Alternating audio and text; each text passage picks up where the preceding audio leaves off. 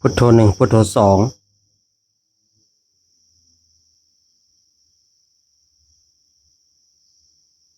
พุทโธหนึ่งพุทโธสอง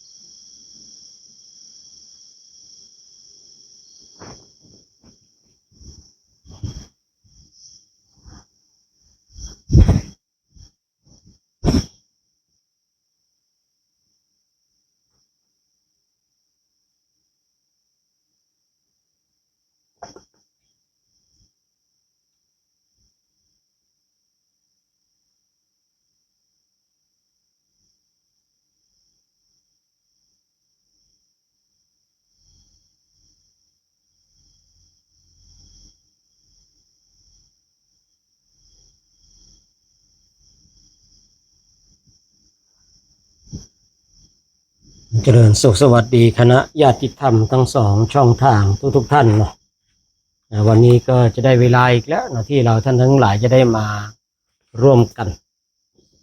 ทำมาสวดมนต์คือสวดบทปัญจกวัจนสูตรมาเจริญจิตตภาวนากันบางคนบางท่านว่าทำวัดสวดมนต์นี่ต้องเหมือนกับพระทั่วไปเหมือนตามวัดต่างๆนะ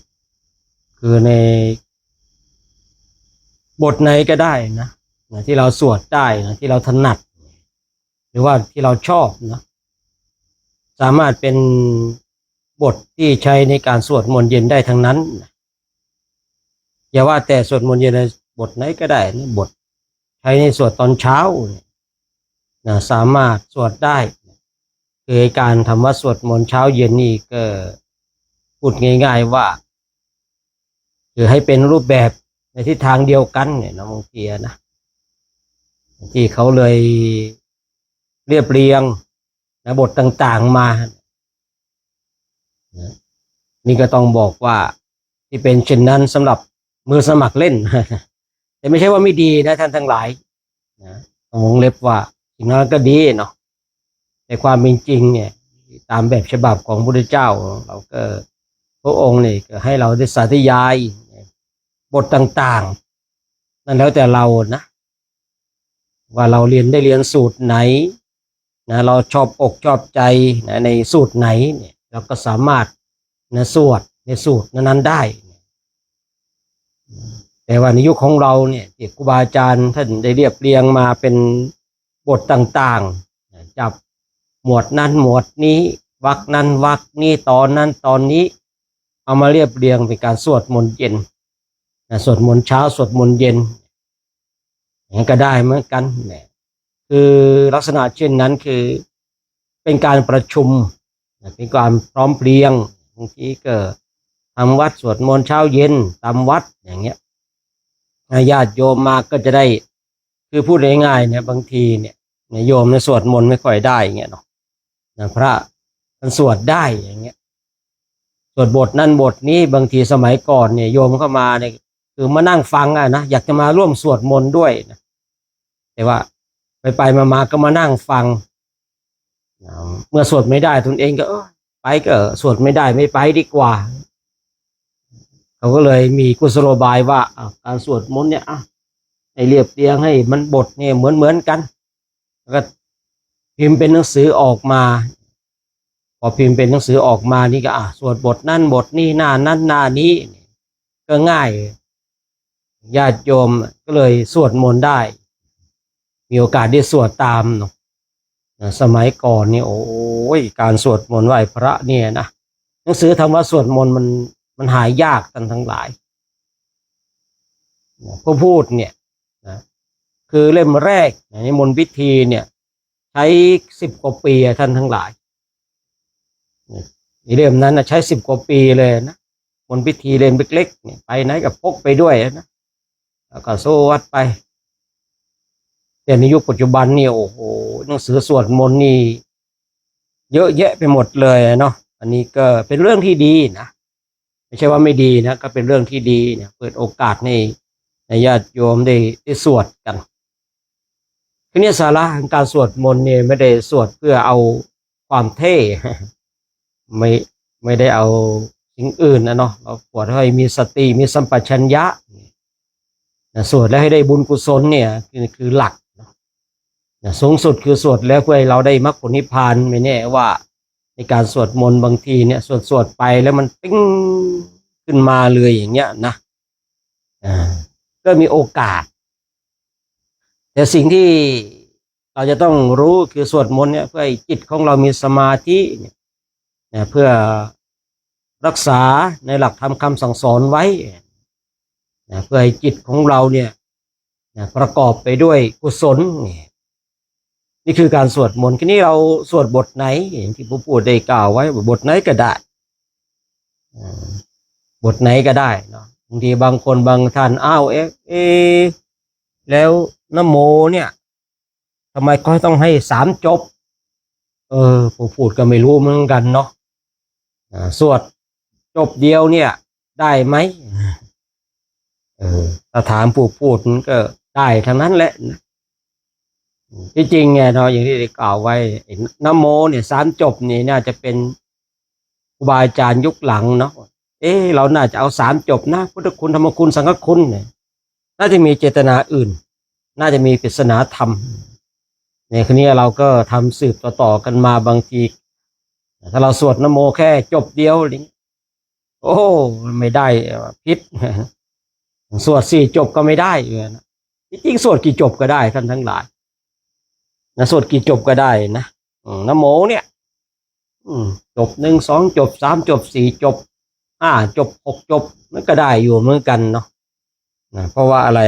นะโมเราแปลว่าอะไร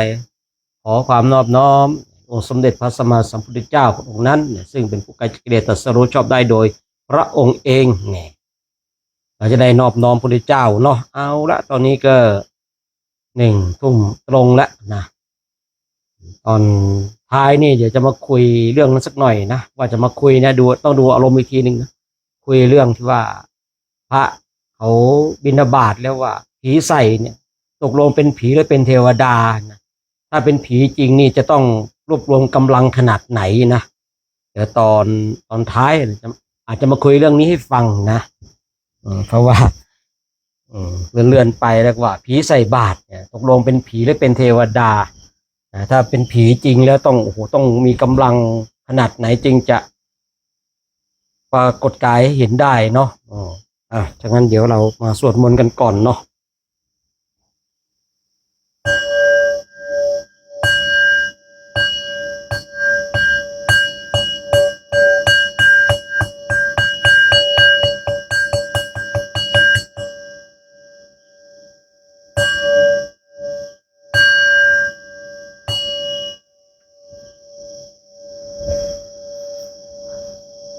ต่อไปเราจะได้กราบพระพร้อมกันนะพร้อมกันแล้วกราบกราบกราบโยโสภะคะวะอะระหังสัมมาสัมพุทโธสวากขาโตเยนะภะคะวะตาธัมโมโสปฏิปันโนยาสะภะคะวะโตสาวกสังโฆธัมมายังภะคะวันตังสัทธัมมังสสังฆังอิเมหิสการเรอิยะทาระหังอาโรปิเตอิอภิปูชยามาสาธุโนพันเตภะคะวะสุจิราปรินิพุตโตเปปัจฉิมาชนะตานุกัมปมานาสาอิเมสการเรทุกขตาปนากาพระภูเตปฏิคันหาตุอัมหากังทีคารตังหิตายาสุขายาอะระหังสัมมาสัมพุทโธภควาพุทธังภควันตังอภิวาเทมิสวากขาโตภควตาธัมโมธัมมังนามัสสามิสุปฏิปันโนภะคะวะโตสาวกสังโฆสังฆังนะมามิ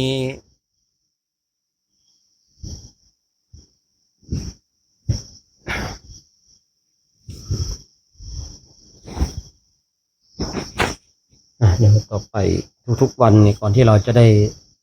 สวดบทธรรมจักรนี่เราก็จะมีการเชิญเทวดามาร่วม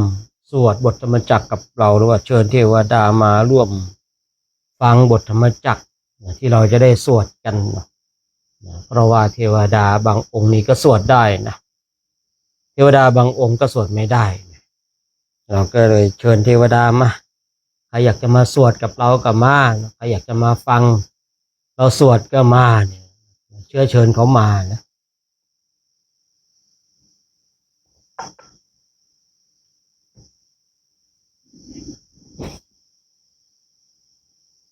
หริตวานเมตังสเมตตาภาทันตาอวิคิจจิตตาภริตังพนันตุสักเคกาเมจะรูเปคิริสิขารตเตจันตริเควิมาเนทีเปรเตจะคาเมตะโรนาคาหเนเคหาวัตุมหิเคเตภูมมาจะยันตุเทวาชรถะลวิสเมยกขันทัปนาคาเตทันตาสันติเกยังมุนิวะระวัจนังสาธโวเมสุนันโตธรรมสวนกาโลอะยัมพัทันตาธรรมสวนกาโลอะยัมพัทันตาธรรมสวนกาโลโหอะยัมพัทันตา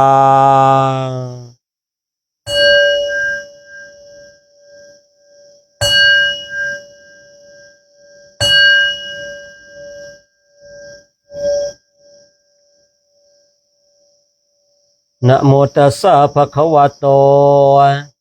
อะระหะโตสัมมาสัมพุทธัสสะนะโมตัสสะภะคะวะโตอะระหะโตสัมมาสัมพุทธัสสะนะโมตัสสะภะคะวะโตอะระหะโต สัมมาสัมพุทธัสสะ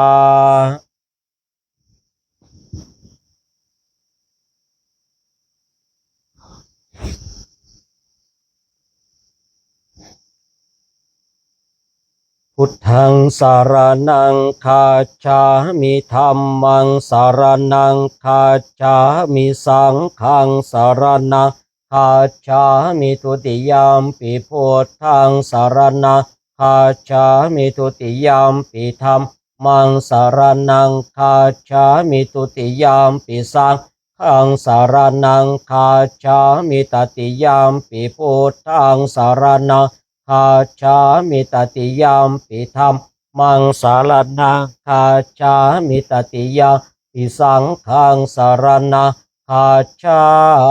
มิเมตตายาภิกขเวเจโตวิมุตติยาอาเสวิตายาภาวิตายาพหุลิกตายายานิกตายาวาทุกตายาอโนติตายาปริจิตายาสุสมาราธายาเอกาทัสสานิสังสาปาติกังคากตเมเอกาทัตสุขังสุปฏิสุขังปฏิปนชตินาปาปะกังสุปินังปัสสติมนุสานังปิโยโหติอมนุสานังปิโยโหติเทวตาราคันตินาสอากิวาวิสังวาสัตตังวากรรมติตัวตังจิตตังสมาธิยติมุขวันโนวิภาสิสติอสัมมุลโหการังการอนติอุตริงอาปฏิวิจันโตพระมโลกูปโคโหติเมตตายาภิกขเวเจโตวิมุตติยาอาเสวิตายาภาวิตายาพหุลิกตายายานิกตายาวาทุกตายาอโนติตายาปริจิตายาสุสมาราธายาอิเมเอกาตสานิสังสาปาติกังคาติอิธรรมโวจะปะคะวังอาตมนาเตภิกขุปะคะวะโตภาสิตังอภินันตุนเตต่อไปเราจะได้สวดบทธรรมจักรวัตนสูตรกันนะเอวัมเมสุตังเอกังสมัยยังภควาภาราณสิยังวิหารติอิสิปตเนมิกทาเยตาตระโคภควาปัญจวาคิเยภิกขุอามันเตสิทเวเมภิกขเวอันตาปาปชิตเตนะนะเสวิตัพพายโยจายังกาเมสุกามาสุขัลลิกานุโยโคหิโนคัมโมโปโทชนิโกอนาริโยอนาตสันหิโตเอเตสันหิโตโยจายังอาตกิลมัทานุโยโคโตโคอนาริโยอนันตสันหิโตเอเตเตภิกขเวอุปโปอันเตอนุปคัมมมาชิมาปฏิปทาตถาคเตนะอภิสัมพุทธาจากุกรณียานการณีอุปสัมหายาอภิญญายสัมโพธายนิพพานายสังวัตติกัตมาจะสาภิกขเวมาชิมาปฏิปทาตถาคเตนะอภิสัมพุทธาจากุกรณียานการณีอุปสัมหายาอภิญญายสัมโพธายนิพพานายสังวัตติอายเมวะอริโยอัตถังคิโกมาโคเสยยติทังสัมมาทิติสัมมาสังกัปปะสัมมาวาจาสัมมากัมมันโตสัมมาอาชีวะสัมมาวายาโมสัมมาสติสัมมาสมาธิอายังโคสาภิกขเวมาชิมาปฏิปทาตถาคเตนะอภิสัมพุทธาจากุการณียานการณีอุปสัมมายาอภิญญายสัมโพธายนิพพานายสังวัตติอิทังโคปนะภิกขเวทุขังอริยสัจจังชาติปิทุกขาชราปิทุกขามรณะปิทุกขังโสกปริเท วะโทขะโทมนาสุปายาสาปิโตขาอาปิเยหิสัมปโยโคโทโคปิเยหิวิปโยโคโทโคยามปิชังนรปฏิตามปิโดขังสังกิเตนะปัญจุปาทานขันธาโตขาอิทังโคปนาภิกขเวโทกัสสมุตโยอริยสัจจังยายังตันหาโพนองภวิกานันทิราคสหคตาตัตตาราตัตตาราปินันทิเนียเสยติทังกามตันหาภวตันหาวิภวตันหาอิทังโคปนาภิกขเวโตขะนิโรโทอริยสัจจังโยตัสสาเยวตันหายะอเสสวิราคานิโรโทจาโคปตินิสัตโคโมติอนาลโยอิทังโคปนาภิกขเวโทขะนิโรธคามิเนปฏิปทาอริยสัจจังอายเมวะอริโยอัตทังคิโกมาโคเสยติทังสัมมาทิติสัมมาสังกัปปะสัมมาวาจาสัมมากัมมันโตสัมมาอาชีวะสัมมาวายาโมสัมมาสติสัมมาสมาธิอิทังทุกขังอริยสัจจันติเมภิกขเวบุพเพอนันโนสุเตสุธรรมเมสุจาคุงอุทธปาทิยานังอุทธปาทิปัญญาอุทธปาทิวิชชาอุทธปาทิอาโลโกอุทธปาทิตังโคปานิทังทุกขังอริยสัจจังปริญเยยันติเมภิกขเวบุพเพอนันโนสุเตสุธรรมเมสุจาคุงอุทธปาทิยานังอุทธปาทิปัญญาอุทธปาทิวิชชาอุทธปาทิอาโลโกอุทธปาทิตังโคปานิทังทุกขังอริยสัจจังปริญญาตันติเม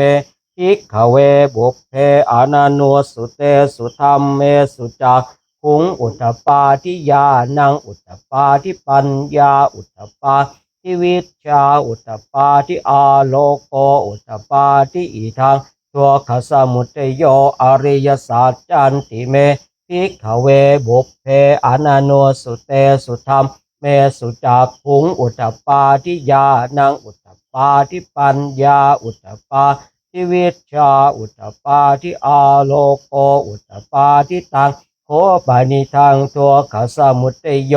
อริยสัจจังปหาตาพันติเมภิกขเวบุพเพอนันโนสุเตสุธรรมเมสุจักขุงอุทธปาทิยานังอุทธปาทิปัญญาอุทธปาทิวิชชาอุทธปาทิอาโลโกอุทธปาทิตังโคปานิทังทุกขสมุทัยโยอริยสัจจังปหินันติเมภิกขเวบุพเพอนันโนสุเตสุธรรมเมสุจาคุงอุทธปาทิยานังอุทธปาทิปัญญาอุทธปาทิวิชชาอุทธปาทิอาโลโกอุทธปาทิอิทังโสขะนิโรโทอริยสัจจันติเมภิกขเวบุพเพอนันโนสุเตสุธรรมเมสุจาคุงอุทธปาทิยานังอุทธปาทิปัญญาอุทธปาทิวิชชาอุทธปาทิอาโลโกอุทธปาทิตังโคปานิทังทุกขนิโรโทอริยสัจจังสาจิกาตาพันติเมภิกขเวบุพเพอนันโนสุเตสุธรรมเมสุจาคุงอุทธปาทิยานังอุทธปาทิปัญญาอุทธปาทิวิชชาอุทธปาทิอาโลโกอุทธปาทิตังโคปานิทังทุกขนิโรโทอริยสัจจังสาจิกตันติเมภิกขเวบุพเพอนันโนสุเตสุธรรมเมสุจาคุงอุทธปาทิยานังอุทธปาทิปัญญาอุทธปาทิวิชชาอุทธปาทิอาโลโกอุทธปาทิอิทังโสขะนิโรทัคขามิเนียปฏิปทาอริยสัจจันติเมภิกขเวบุพเพอนันโนสุเตสุธรรมเมสุจักขุงอุทธปาทิยานังอุทธปาทิปัญญาอุทธปาทิวิชชาอุทธปาทิอาโลโกอุทธปาทิ ทิตังโคปนิทังโทขะนิโรธคามิเนียปฏิปทาอริยสัจจังภาเวตัพพันติเมภิกขเวบุพเพอนันโนสุเตสุธรรมเมสุจาคุงอุทธปาทิยานังอุทธปาทิปัญญาอุทธปาทิวิชชาอุทธปาทิอาโลโกอุทธปาทิตังโคปนิทังโทขะนิโรธคามิเนียปฏิปทาอริยสัจจังภาวิตันติเมภิกขเวบุพเพอนันโนสุเตสุธรรมเมสุจาคุงอุทธปาทิยานังอุทธปาทิปัญญาอุทธปาทิวิชชาอุทธปาทิอาโลโกอุทธปาทิยาวกีวันจะเม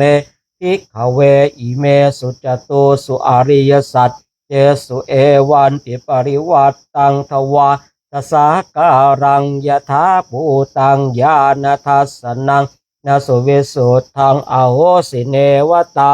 วาหังภิกขเวสเทวะเกโลเกสมาระเกสะพรามะเกสาสมณพรามณิยาปชายสเทวมนุษย์สายอนุตตรังสัมมาสัมโพธิงอภิสัมพุทโธปัญจัญญาสิงยโตจะโคเมภิกขเวอิเมสุจตุสุอริยสัจเจสุเอวันติปริวัตตังทวาทสาการังยถาภูตังญาณทัสสนังสุเวสุทังอโหสิอาทาหังภิกขเวสเทวะเกโลเกสมาระเกสพรามะเกสาสมณพรามณิยาปชายสเทวมนุษย์สายอนุตตรัง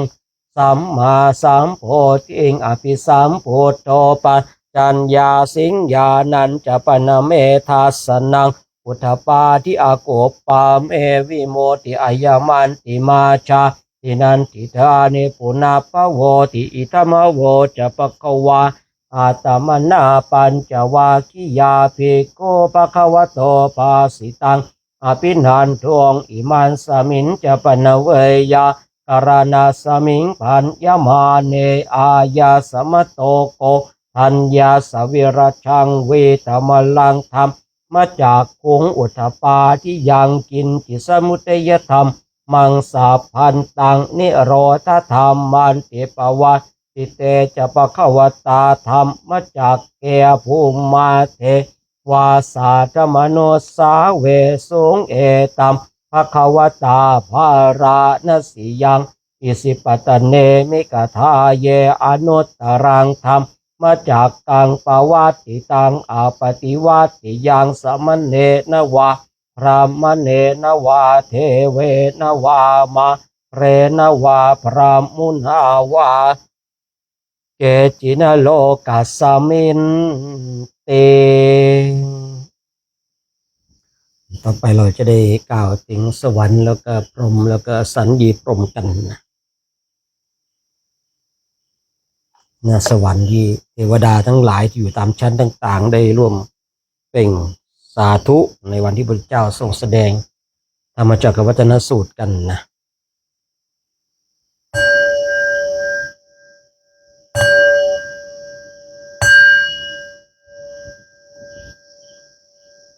ภูมิมานังเทวานังสัตทังสุตวาจาตุมหาราชิกาเทวาสัทธมโนสาเวสุงจาตุมหาราชิกานังเทวานังสัตทังสุตวาตาวติงสาเทวาสัทธมโนสาเวสุงตาวติงสานังเทวานังสัตตังสุตวายามาเทวาสัตธมโนสาเวสุงยามานังเทวานังสัตตังสุตวาตุสิตาเทวาสัตธมโนสาเวสุงตุสิตานังเทวานังสัตตังสุตวานิมานารติเทวาสัตธรรมโนสาเวสุนิมานารตินังเทวานังสัตธ ตังสุตวาปารเนมิสวาสวัตติเทวาสาธมโนสาเวสุงปารเนมิสวาสวัตตินังเทวานังสัตตังสุตวาพระมปริสัทชาเทวาสาธมโนสาเวสุงพระมปริสัทชานังเทวานังสัตตังสุตวาพระมปโลหิตาเทวาสาธมโนสาเวสุงพระมปโรหิตานังเทวานังสัตตังสุตวามหาพระมาเทวาสาธมโนสาเวสุงมหาพระมานังเทวานังสัตตังสุตวาปาริตตาภาเทวาสาธมโนสาเวสุงปาริตตาภานังเทวานังสัตตังสุตวังอาปมานาภาเทวาสาธมโนสาเวสุงอาปมานาภานังเทวานังสัตตังสุตวังอาภัสราเทวาสาธมโนสาเวสุงอาภัสรานังเทวานังสัตตังสุตวาปาเรตสุภาเทวาสาธมโนสาเวสุงปาเรตสุภานังเทวานังสัตตังสุตวังอาปมาณสุภาเทวาสาธมโนสาเวสุงอาปมาณสุภานังเทวานังสัตตังสุตวาสุภกินนาหกาเทวาสาธมโนสาเวสุงสุภกินนาหกานังเทวานังสัตตังสุตวาเวหาพลาเทวาสาธมโนสาเวสุงเวหาพลานังเทวานังสัตทังสุตวาอวิหาเทวาสัตธรรมโนสาเวสุงอวิหานังเทวานังสัตทังสุตวาอัตตาปาเทวาสัตธรรมโนสาเวสุงอัตตาปานังเทวานังสัตตังสุตวาสุทัสสาเทวาสัตธรรมโนสาเวสุงสุทัสสานังเทวานังสัตทังสุตวาสุทัสสีเทวาสัตธรรมโนสาเวสุงสุทัสสีนังเทวานังสัตทังสุตวาอากเนทกาเทวาสัตธรรมโนสาเวสุงเอตัมภควตาภาราณสียังอิสิปตเนมิกทาเยอนุตตรังธรรมมาจากกังปวัตติตังอาปฏิวัติยังสมณเณนวาพระมณเณนวาเทเวนวามาเรนวาพระมุนาวาเกณจิวาโลกัสสมินเตอิติหะเตนะคันเทนะเตนะโมหะเตนะยาวะพระมโลกาสาโตอะปุญคันจิอายันจะทัสสะหาสีโลกตาตุสังกัมปิสังปะกัมปิสัมปะเวทิอาปมาโนจะโอลาโลโอภาโสโลเกปะตุลาโหสิอติกัมเมวะเทวานังเทวานุภาวังอัตโคภะคะวาอุทานังอุทาเน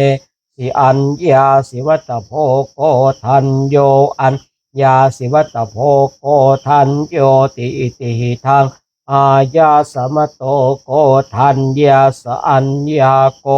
ทันโยตเววนามังอโหเสยเตการสวดบทธรรมจักรของเราก็จบเพียงเท่านี้เนาะต่อไปเราก็จะได้กรวดน้ำตอนเย็นกันนะกรวดน้ำเสร็จจบแล้วเราก็จะได้นั่งภาวนากันนะของเรานี่หัวใจหลักคือการภาวนานะแต่เราก็ไม่ทิ้งการสวดมนต์นะ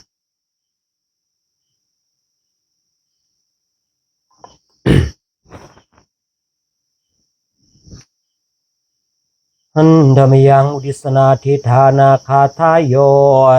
ปนามาเสยอิมินาปุญญกรรมเมนาด้วยบุญนี้อุทิศให้โอปัชฌายาคุณตราโอปัชฌาย์ผู้เลิศคุณอาจาริโยปการาจาและอาจารย์ผู้เกื้อหนุนมาตาปิตาจยาตกาทั้งพ่อแม่และปวงญาติโสริโยจันทิมาราชาโสนจันทร์และราชาคุณวันตานราปิจาผู้ทรงคุณหรือทรงชาติพระมาราชอินทาจาตพรหมาและอินทราชโลกปาราชเทวตาทั้งถวยเทพและโลกบาลยาโมมิตามนุสาจายอมมาราชมนุษย์มิตรมาชาตาเวริกาปิจาผู้เป็นกลางผู้จองผ่านสาเพสัตตาสุขีหนโตขอให้เป็นสุขสารทุกตัวนาอย่าทุกทนปุญญานิปกตานิเมบนพ้องที่ข้าทำจงช่วยอำนวยสุภพลสุขังจติวิทังเทนตุให้สุขสามอย่างล้นทิปังปาเปทาโวมะตังให้รู้ถึงนิพพานพันอิมินาปุญญกรรมเมนาด้วยบุญนี้ที่เราทำอิมินาอุติเสนาจาและอุทิศให้ปวงสัตว์เทปาหังสุรเพเจวาเราพันได้ซึ่งการตัดตานหุปาทานาเชทนังตัวตันหาอุปาทานเยสันตาเนหินาธรรมาสิ่งชั่วในดวงใจยาวานิพานโตมะมังกว่าเราจะถึงนิพพานนาสันตุสาปทาเยวะมารายสิ้นจากสันดานยะถาชาโตภเวภเวทุกโพเพียเราเกิดโอโชจิตตังสติปัญญามีจิตตรงและสติทั้งปัญญาอันประเสริฐสัลเลโกวิริยมหินาพร้อมทั้งความเพียรเลิศเป็นเครื่องขูดกิเลสหายมาราลพันตุโนกาสังโอกาสอย่าพึงมีแก่หมู่มาสิ้นทั้งหลายกาตุนจะวิริเยสุเมเป็นช่องปทุสลายทำลายล้างความเพียรจมพุทธาทิปวโรนาโทพระพุทธผู้บวรนาถธรรมโมนาโทวรตโมพระธรรมที่พึงอุดมนาโทปัจเจกพุทโธจาพระปัจเจกพุทธสมสังโฆนาโตตาโรมะมังโตพระสงฆ์ที่พึงพยอง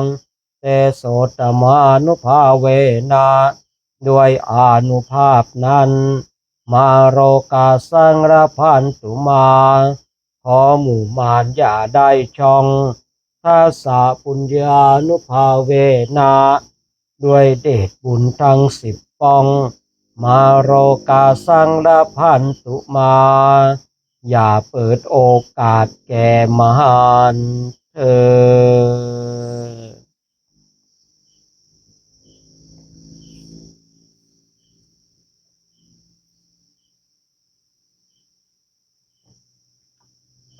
การสวดมนต์วันนี้ก็จบเพียงเท่านี้เนาะเดี๋ยวต่อไปเราก็จะได้อธิษฐานการเจริญจิตตภาวนากันนะให้เราท่านทั้งหลายว่าตามนะอิมัง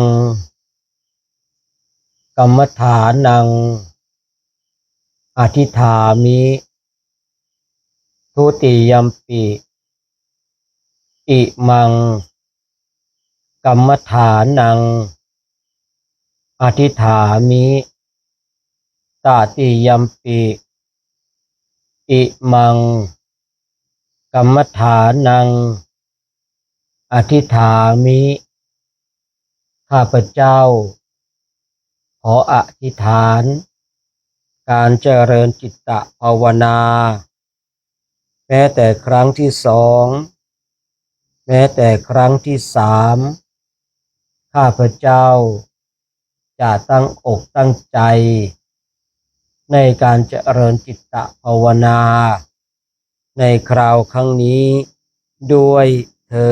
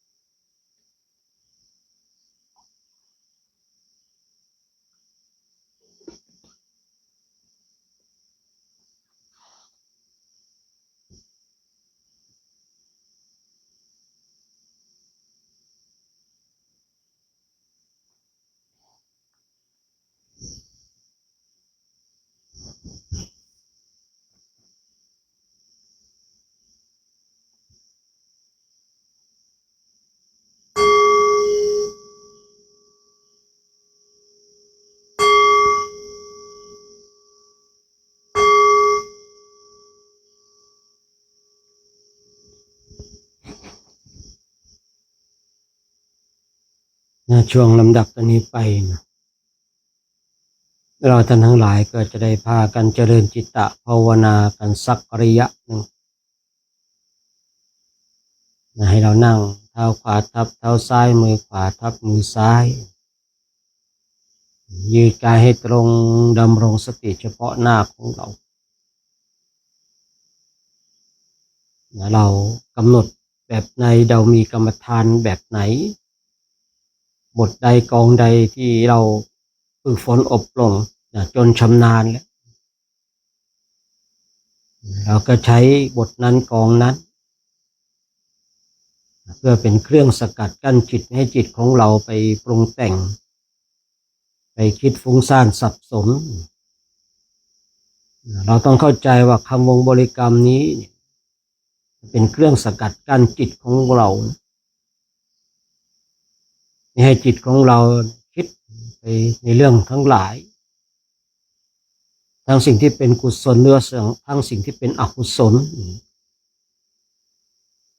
แต่บุคคลที่ชำนาญแล้วไม่ต้องอาศัยคำวงบริกรรม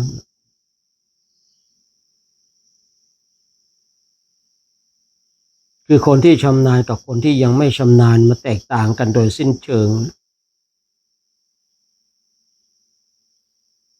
คนชำนาญแล้วมันก็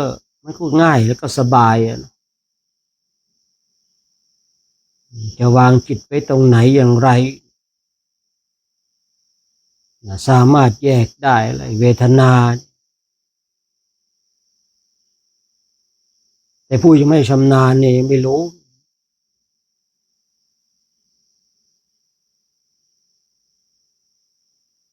เพราะความที่เราเนี่ยไม่ชำนาญเราเลยไม่รู้แต่ถ้าเราชำนาญแล้วเราก็จะรู้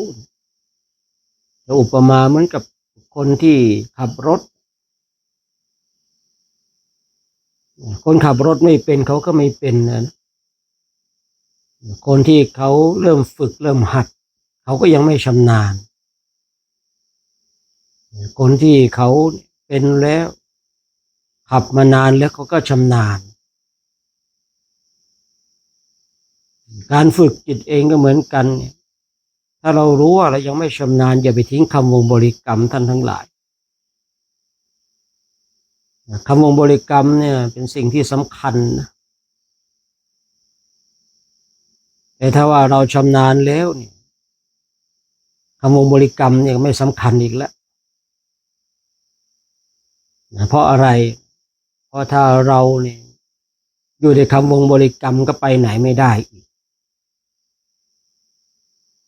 จิตของเรามันก็จะติดอยู่กับคำวงบริกรรมนั้นๆฉะนั้นเราท่านทั้งหลายเนี่ยฝึกฝนอบรมกันเราจะต้องเข้าใจยิ่งถ้าเราชำนาญแยกเวทนาออกจากกายได้สามารถเอาเวทนาเนี่ยมารวมกับกายได้คือเราต้องเป็นทั้งสองอย่างเมื่อเวทนาเกิดขึ้นเราสามารถดับเวทนาแยกเวทนาออกไปไม่ต้องให้มันมารวมกันหรือว่าเราเอาเวทนาเนี่ยมารวมกับกายให้มันเกิดความรู้สึกสุขก็ดีทุกข์ก็ดีคือเราต้องเป็นทั้งสองฝ่ายต้องรู้จักทั้งสองด้านต้องทำให้เป็นตอนนี้เราเนี่ยพูดง่ายๆว่าเวลาที่เรานั่งภาวนากันเราเจอทุกขเวทนาแต่เรายังไม่รู้จักแยกทุกขเวทนาออกที่เรานั่งภาวนากันแล้วเราเจ็บเราปวดเนี่ยนั่นเรายังไม่รู้จักแยกเวทนาออกถ้าเมื่อใดก็ตามถ้ารู้จักการแยกเวทนาออกเนี่ยจิตของเราจะไม่เสวยทั้งทุกขเวทนาสุขเวทนานะคือถ้าเราได้เรียนรู้แยกเวทนาเนี่ยทุกขเวทนาก่อนถ้าเราสามารถแยกทุกขเวทนาออกได้สุขเวทนาเนี่ยไม่น่ากลัวแต่ถ้าว่าเราเนี่ยจะมาแยกสุขเวทนาเนี่ยจิตของเรานี่มันชอบสุขอยู่แล้วมันไม่อยากจะแยกเราเลยต้องแยกจากสิ่งที่เราไม่ชอบก่อนคือทุกขเวทนา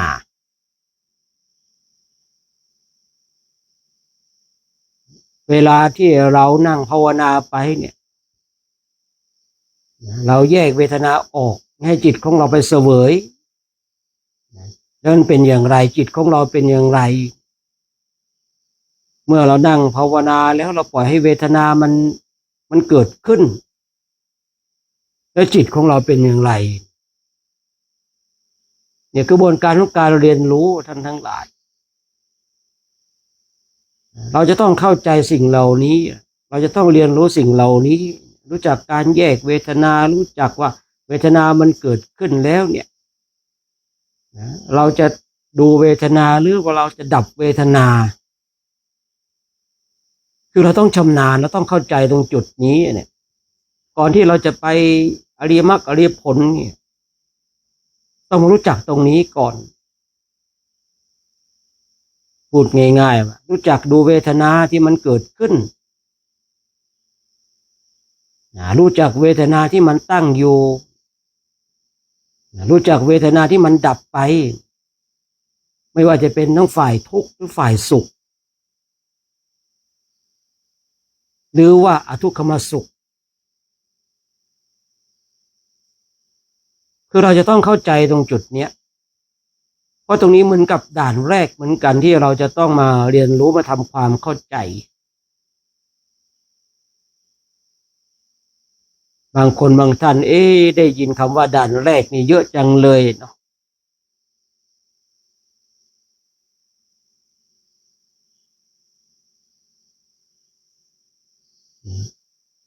ฉะนั้นเราจะต้องมาศึกษามาเรียนรู้เวลาที่จิตของเราเสวยทุกขเวทนาเป็นเช่นไรเวลาที่จิตของเราเสวยสุขเวทนามันเป็นเช่นไรเวลาที่จิตของเราเนี่ยเสวยความทุกข์ก็ไม่ใช่ความสุขก็ไม่ใช่มันเป็นเช่นไรเวลาที่จิตของเราไม่เสวยเลยเรานั่งภาวนาไปเนี่ยเราจะเข้าใจและชัดเจนเลยว่าเมื่อเรานั่งไปเป็นชั่วโมงจิตของเรามันไม่เสวยทั้งความทุกข์และความสุข ทำไมจิตของเราไม่เสวยทั้งความทุกข์และความสุขหรือว่าเฉยๆมันจะต้องมีเหตุผลโดยปกติเนี่ยปกติในธาตุในขันธ์ของคนเราเนี่ยถ้าอยู่ในอิริยาบถใดนานๆเนี่ยมันย่อมเกิดไม่ทุกข์กับสุขเฉยๆมีน้อยในคราวนี้เมื่อเรานั่งภาวนากันเนี่ยถ้าจิตของเรารับรู้ว่าณเวลานี้จิตของเรามาเสวยสุขเราจะแยกสุขออกได้ไหมณเวลานี้จิตของเราเสวยทุกข์เราจะแยกทุกข์ออกได้ไหม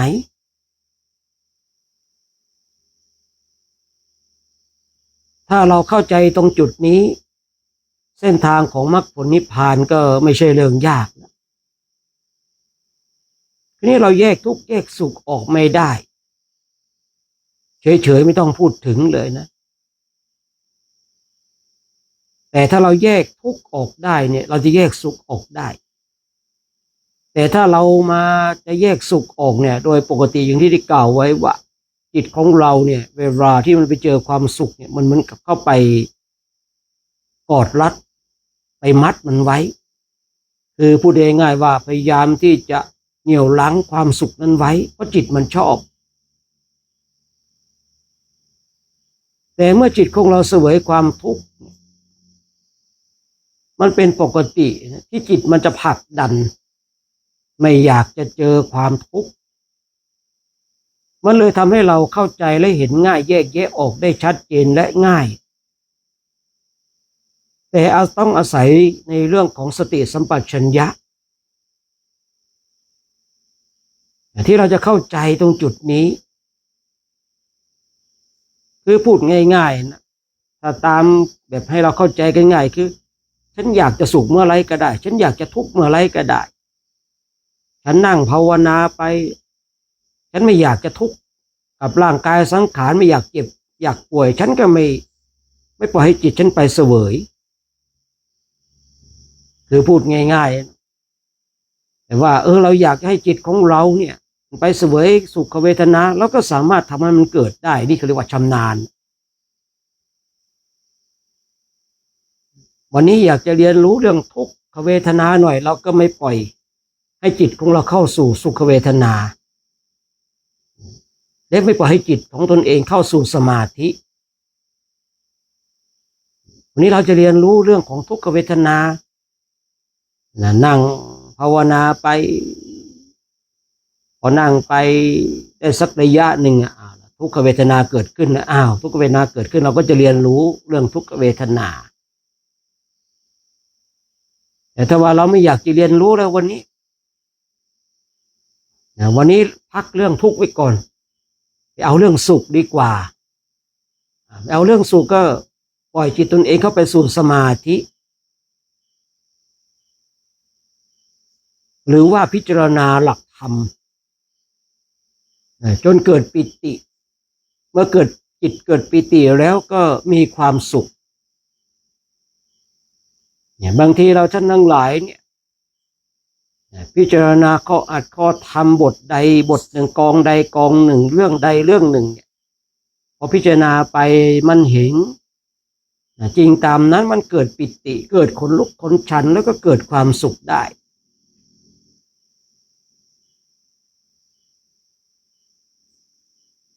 จิตของเราเมื่อเกิดปิติแล้วสิ่งที่ตามมาก็คือความสุข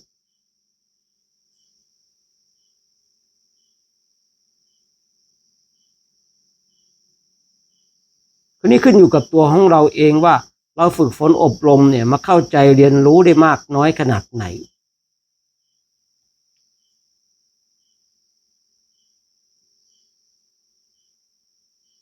คือเมื่อเราฝึกจนชำนาญแล้วเราสามารถคอนโทรลได้ว่าวันนี้เราจะสุขเราจะทุกข์กับการเจริญจิตตภาวนาของเรา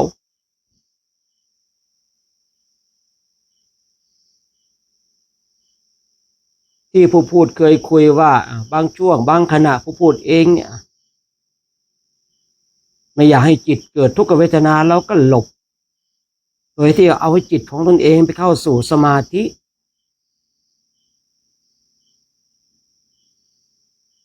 บางทีไม่ให้อยากให้จิตของตนเองไปเสวยทุกขเวทนาก็แยกมันออกมาแล้วเรารู้นี่ว่าถ้าจิตของเราไปจับสิ่งนี้มันย่อมเกิดความทุกข์นะเราย่อมรู้นี่ว่าถ้าจิตของเราไปจับสิ่งนี้มันจะก่อให้เกิดความสุขคือผู้ที่ฝึกจิตเนี่ยจะรู้เช่นนี้นะท่านทั้งหลายอะไรอย่างเรานั่งไปเนี่ยมันเจ็บจี๊ดขึ้นมาปุ๊บเนี่ยเรารู้แล้วเรามีสติแล้วว่านี่คือบ่งบอกว่าร่างกายเนี่ยมันแสดงความทุกข์มาแล้วทีนี้เมื่อเราจิตของเราไปจับว่าจี๊ดเจ็บขึ้นมาจี๊ดอย่างเงี้ยพอเราไปจับปุ๊บจิตของเราเนี่ยไปจับปุ๊บคนนี้ละจิตมันก็จะเสวยแหละเสวยทุกขเวทนา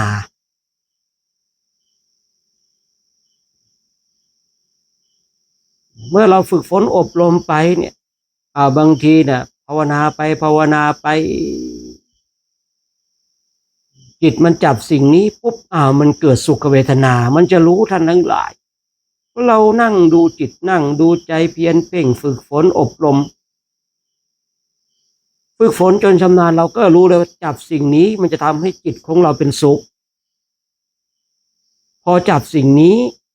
มันจะทำให้เราเนี่ยเกิดความทุกข์แม้แต่ทุกขเวทนาเองเหมือนกันมันเกิดจากที่จิตของเราเข้าไปเสวยเข้าไปรับถ้าจิตของเราไม่ไปเสวยไม่เข้าไปรับเนี่ยคือปิดประตูพูดง่ายๆเวทนามันเกิดไหมทุกขเวทนาเกิดไหมมันมีอยู่ตลอดเวลาแต่ว่าจิตของเราไม่เข้าไปรับเพราะเรารู้ว่าถ้าจิตของเราเข้าไปรับปุ๊บเนี่ยมันก็เกิดความเจ็บปวด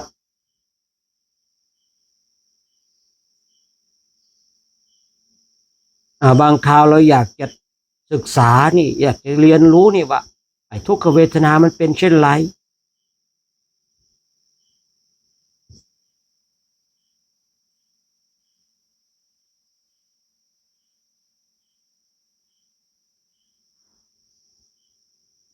พอเรานั่งภาวนาไปมันเจ็บขึ้นมาจี๊ดแล้วมันจะมีอาการก่อนนั้นทั้งหลายพอเจ็บปุ๊บจิตของเราเข้าไปจับปุ๊บคราวเนี้ยเวทนามันก็จะเกิดยิ่งเรานั่งนานเท่าไรมันก็จะรุนแรงบางทีเนี่ยเมื่อเรานั่งนะชั่วโมงนึงเวทนามาแล้วเวทนาเข้ามาแล้วเข้ามาปุ๊บเราจิตของเราไปจับพอจิตของเราไปจับปุ๊บคราวเนี้ยมันก็จะมีแต่ทุกขเวทนาละเนี่ยเมื่อจิตของเราไปจับก็ต้องมีแต่ทุกขเวทนายิ่งนั่งนานมันยิ่งทุกข์นานยิ่งเจ็บยิ่งปวดยิ่งทรมานคืนนี้แหละเมื่อจิตของเราไปเสวยแล้วเนี่ยเราได้เรียนรู้ในสิ่งที่มันตั้งอยู่มันเกิดขึ้นแล้วเรารู้แล้วนี่เราก็จะได้เรียนรู้สิ่งที่มันตั้งอยู่ถ้าเรามีกำลังเพียงพอเราก็จะเห็นอาการที่ทุกขเวทนาดับไปแต่ถ้าว่าเราเนี่ยมีกำลังไม่เพียงพอเราขยับการดับของทุกขเวทอย่างนั้นเนี่ยมันไม่มีประโยชน์สำหรับการฝึกจิตการที่เราฝึกจิตที่เราจะดับทุกขเวทนาได้คือเราต้องเห็นอาการดับของทุกขเวทนาอย่างนี้เราจะได้ประโยชน์จากการฝึกจิตของเราเนี่ยเมื่อเราปล่อยให้จิตของเราเนี่ยไปรับทุกขเวทนาเราเห็นมันเกิดขึ้นแล้วเห็นมันตั้งอยู่แล้วเห็นมันดับไปแล้วนี่เราก็จะเห็นความเป็นนิจจังทุกขังอนัตตาด้วยไม่ใช่ว่าเห็นการเกิดขึ้นตั้งอยู่ดับไปของทุกขเวทนาเนี่ยมันจะได้แค่ตรงนี้อย่างเดียวนะมันก็จะเห็นในเรื่องของนิจจังทุกขังอนัตตาด้วยตามกำลังสติปัญญาของบุคคลนั้นเมื่อหลายวันก่อนเนี่ยไปได้ยินมีพระรูปหนึ่งบอกว่า เรื่องของการเกิดขึ้นตั้งอยู่ดับไปเป็นวิสัยของพระพุทธเจ้าที่พระองค์ทรงจะพูดสาวกไม่สามารถจะพูดได้อันนี้เขาก็เห็นมีความคิดที่ผิดเพี้ยนไปคือพระพุทธเจ้าสอนให้เราได้เข้าใจได้เรียนรู้สิ่งที่มันเกิดขึ้นตั้งอยู่ดับไปทุกสิ่งทุกอย่างพระองค์พยายามจะย้ำเตือนให้เราเนี่ยเห็นและเข้าใจในสิ่งที่มันเกิดขึ้นตั้งอยู่และดับไปมีพระรูปหนึ่งบอกว่าไม่ได้เราเห็นแบบนี้ไม่ได้การเห็นเช่นนี้เป็นของพระพุทธเจ้าการพูดเรื่องการเกิดขึ้นตั้งอยู่ดับไปเนี่ยเป็นเรื่องของพระพุทธเจ้าและการเห็นการเกิดขึ้นตั้งอยู่ดับไปเนี่ยเป็นเรื่องของพระพุทธเจ้าไม่ใช่เรื่องของสาวกอันนี้นี่พระพูดนะเห็นได้ยินแล้วก็รู้สึกว่าสลดสังเวชใจนิดนึงแต่ว่าพอปลงได้ก็หายคือเราจะต้องมาเรียนรู้มาทำความเข้าใจขึ้นอยู่กับจิตของเราเองว่าจิตของเราเนี่ยมันจะไปจับ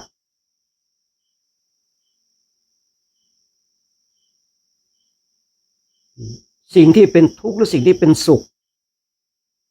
เนี่ยเมื่อเรานั่งภาวนาไปนั่งไปนั่งไปสักชั่วโมง2 ชั่วโมง3 ชั่วโมงทุกขเวทนาอาจจะเกิดขึ้นสุขเวทนาอาจจะเกิดขึ้นคือเมื่อถ้าเราไม่รับขึ้นมาเป็นอย่างไรเราไม่เปิดโอกาสให้ทั้งทุกข์ทั้งสุขจิตของเราปิดประตูไม่รับผัสสะไม่รับทุกขเวทนาไม่รับสุขเวทนาคือจิตของเรามันก็อยู่ในความที่เรารู้จักว่าจิตที่มันเฉยๆมันจะตั้งอยู่ตรงกลางระหว่างทุกข์และสุขเพราะตอนเวลานั้นจิตของเราไม่ได้เข้าไปรับความทุกข์และความสุขคือถ้าจิตของเราน้อมไปในความทุกข์มันก็จะรับความทุกข์เลยเมื่อจิตของเราน้อมเข้าไปในความสุขมันก็จะรับความสุข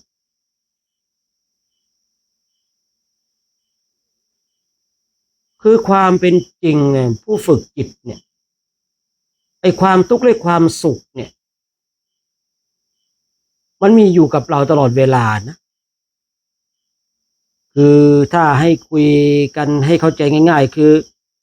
จิตดวงนี้เป็นทุกข์จิตดวงนี้เป็นสุขมันสลับสับเปลี่ยนหมุนเวียนกันทุกข์บ้างสุขบ้างนี่คือภาวะจิตเนี่ยคราวนี้เมื่อเราฝึกฝนอบรมเพียรเพ่งไปอยู่ในจิตของเราเราก็เห็นแล้วว่านี่จิตของเราเนี่ย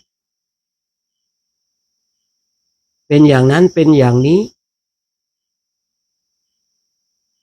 กระบวนการของการเรียนรู้กระบวนการของการฝึกฝนอบรมเนี่ยมาเข้าใจเรื่องทุกข์มาเข้าใจเรื่องสุขมาแยกทุกข์มาแยกสุข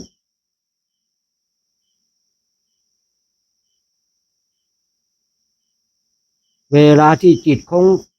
เราเนี่ยเสวยความสุขเป็นอย่างไรเวลาที่จิตของเราเสวยความทุกข์เป็นอย่างไรเมื่อจิตของเราเนี่ยมันเสวยความทุกข์แล้วเนี่ยเราสามารถแยกมันออกได้ไหมสามารถดับมันได้ไหมสามารถเข้าใจแล้วนำความทุกข์ที่มันเกิดขึ้นเนี่ยหล่อล้อมให้เป็นวิปัสสนาได้ไหมถ้าพูดให้เข้าใจแบบบทท้าทายหน่อยก็มันเป็นบทท้าทายแห่งการฝึกจิตของผู้ฝึกจิตว่าเวลาที่จิตของเราเสวยทุกขเวทนาเนี่ยเราสามารถนำทุกขเวทนานั้นให้มันเป็นวิปัสสนากรรมฐานได้ไหม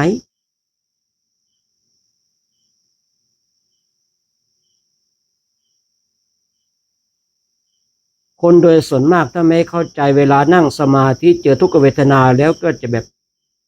คือจะเป็นผู้ที่ยอมแพ้ทั้งที่พูดง่ายๆว่าของดีมาถึงบ้านแล้วของดีมันปรากฏขึ้นแล้ว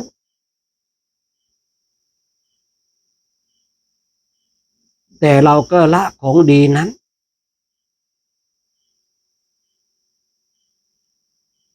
พูดจึงไม่แปลกใจหรอกที่พระพุทธเจ้าพระองค์ทรงตรัสทุกข์เท่านั้นที่จะทำให้เราเห็นธรรมพระองค์ไม่ได้ตรัสว่าสุข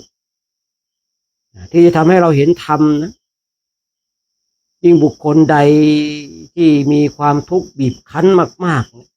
ๆบุคคลเหล่านี้นะถ้า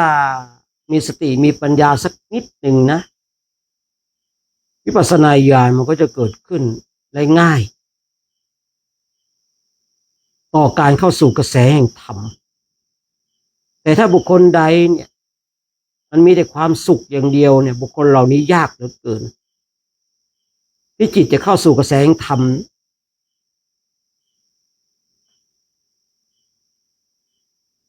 แต่เราก็ปฏิเสธไม่ได้ว่าเราต้องการความสุขที่เป็นโลกียะก่อนที่เราจะไปสุขที่เกิดจากโลกุตระเนี่ยอย่างน้อยๆเรามีสุขที่เป็นโลกียะเป็นเครื่องหล่อเลี้ยงเป็นเครื่องชโลมใจให้กับเราก็ยังดีแต่เราท่านทั้งหลายพึงเข้าใจว่าสุขไม่ทำให้เราเห็นธรรมแต่ทุกข์จะทำให้เราเห็นธรรมยิ่งบุคคลใดเนี่ยถูกความทุกข์บีบคั้นมากเท่าไหร่ถ้าบุคคลนั้นมีสติมีปัญญาบุคคลนั้นเนี่ยก็จะเข้าสู่กระแสแห่งธรรม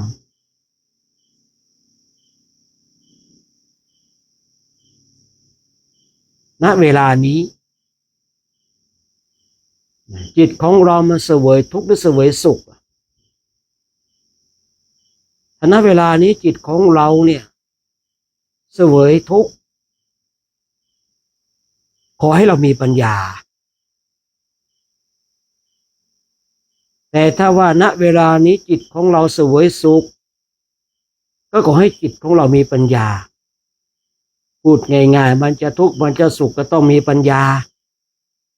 ถ้าเราขาดปัญญาแล้วเนี่ยเวลาที่จิตของเราเนี่ยพบเจอกับความสุขเราก็จะหลงไหลกับความสุขเพลิดเพลินกับความสุขนั้นไม่ว่าจะเป็นทั้งทางโลกและทางธรรมนะสุขทางโลกมันก็มีนะสุขทางธรรมมันก็มีถ้าเราไม่มีปัญญา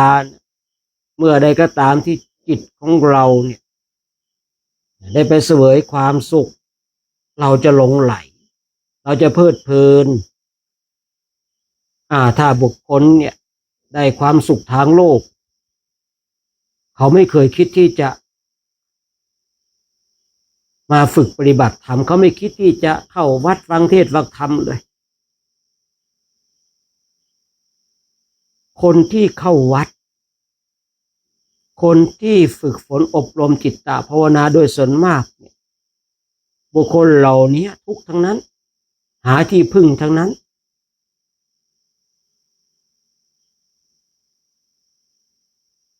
ฉะนั้นเราท่านทั้งหลายเนี่ยเวลาเราฝึกฝนอบรมไปเนี่ย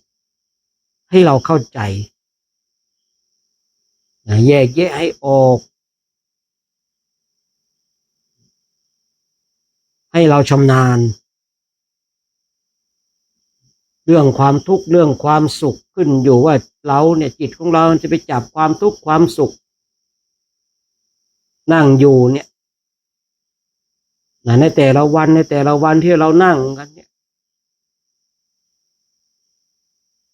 ที่เราว่าเรานั่งแล้วมันทุกข์เหลือเกินน่ะเพราะจิตของเรามันไปจับเอาความทุกข์เมื่อความทุกข์มันปรากฏแล้วเราก็ต้องมีปัญญาอย่างที่ได้กล่าวไว้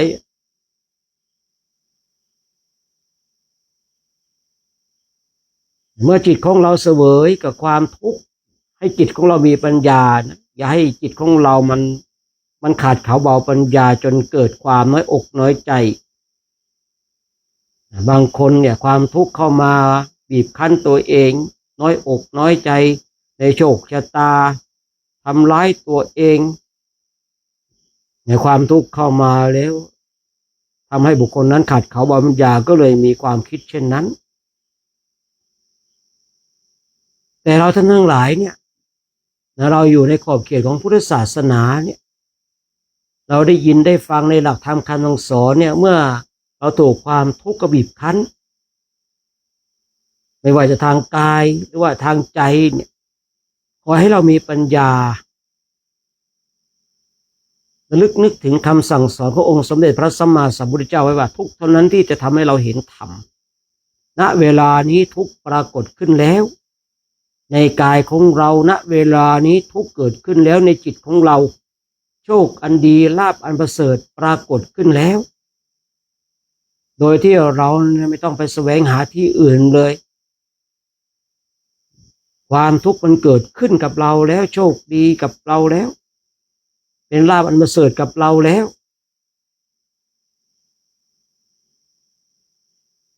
ฉะนั้นก็ฝากไว้ให้เราเป็นผู้ที่ฝึกฝนอบรมกันเข้าใจตรงจุดนี้ถ้าเราฝึกฝนอบรมจนชำนาญเข้าใจแล้วมันเป็นเรื่องง่ายที่เราแบบฝึกฝนอบรมทำไมเราหนุนนี่นั่นทั้งหลายเพราะเรายังไม่เข้าใจตรงจุดนี้เรายังไม่ชำนาญตรงจุดนี้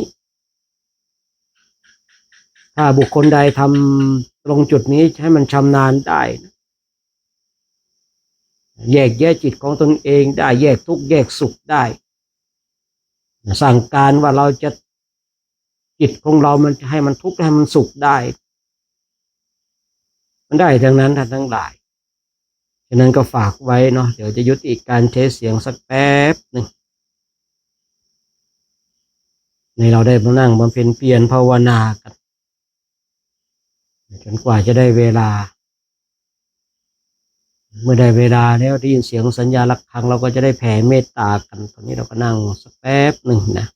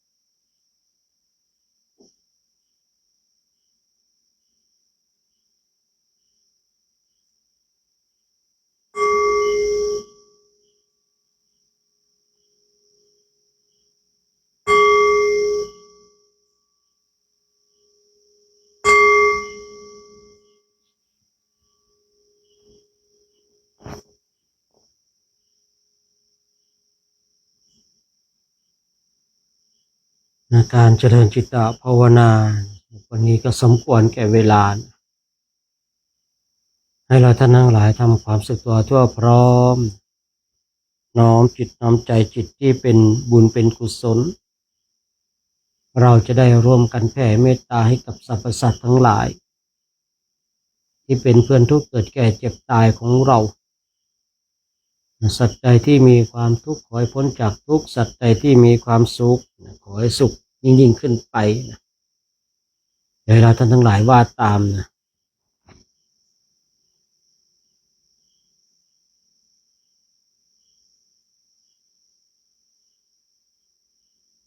สัพเพสัตตาอเวลาสุขชีวิโนกะตังปุญญพลังไมหังสัพเพภาคีพระวันตุเตขอสรรพสัตว์ทั้งหลายทั้งปวงที่เป็นเพื่อนทุกข์เกิดแก่เจ็บตายด้วยกันทั้งหมดทั้งสิ้นขอสรรพสัตว์ทั้งหลายทั้งปวงเหล่านั้นจงเป็นผู้มีส่วนได้เสวยผลบุญที่ข้าพเจ้าได้บำเพ็ญแล้วนี้ด้วยเถิดขอพระรังบุญพระรังกุศลที่ข้าพเจ้าได้สวดมนต์ไหว้พระได้เจริญจิตตภาวนาเมื่อเกิดผลแห่งบุญแล้วจงไปถึงบิดามารดาครูบาอาจารย์ญาติสนิทมิตรสหายและผู้มีอุปการะคุณทุกท่านจงได้รับพระรางบุญพระรางกุศลที่ข้าพเจ้าได้ทำขอให้เหล่าเทพเทวาอารักษ์ทั้ง16ชั้นฟ้า15ชั้นดินสิ่งศักดิ์สิทธิ์ที่อยู่ในสากลโลกนี้จงได้รับพระรางบุญพระรางกุศลที่ข้าพเจ้าได้ทำขอให้เปรตอสุรกายสัมภเวสีสัตว์ที่มีเท้าก็ดีสัตว์ที่ไม่มีเท้าก็ดีแม้แต่เจ้ากรรมในายเวรทั้งหลายจงมาร่วมอนุโมทนาบุญกุศลที่ข้าพเจ้าได้ทำสัตว์ใดที่มีความทุกข์ขอให้พ้นจากทุกข์สัตว์ใดที่มีความสุขขอให้สุขยิ่งขึ้นไปด้วยเถิด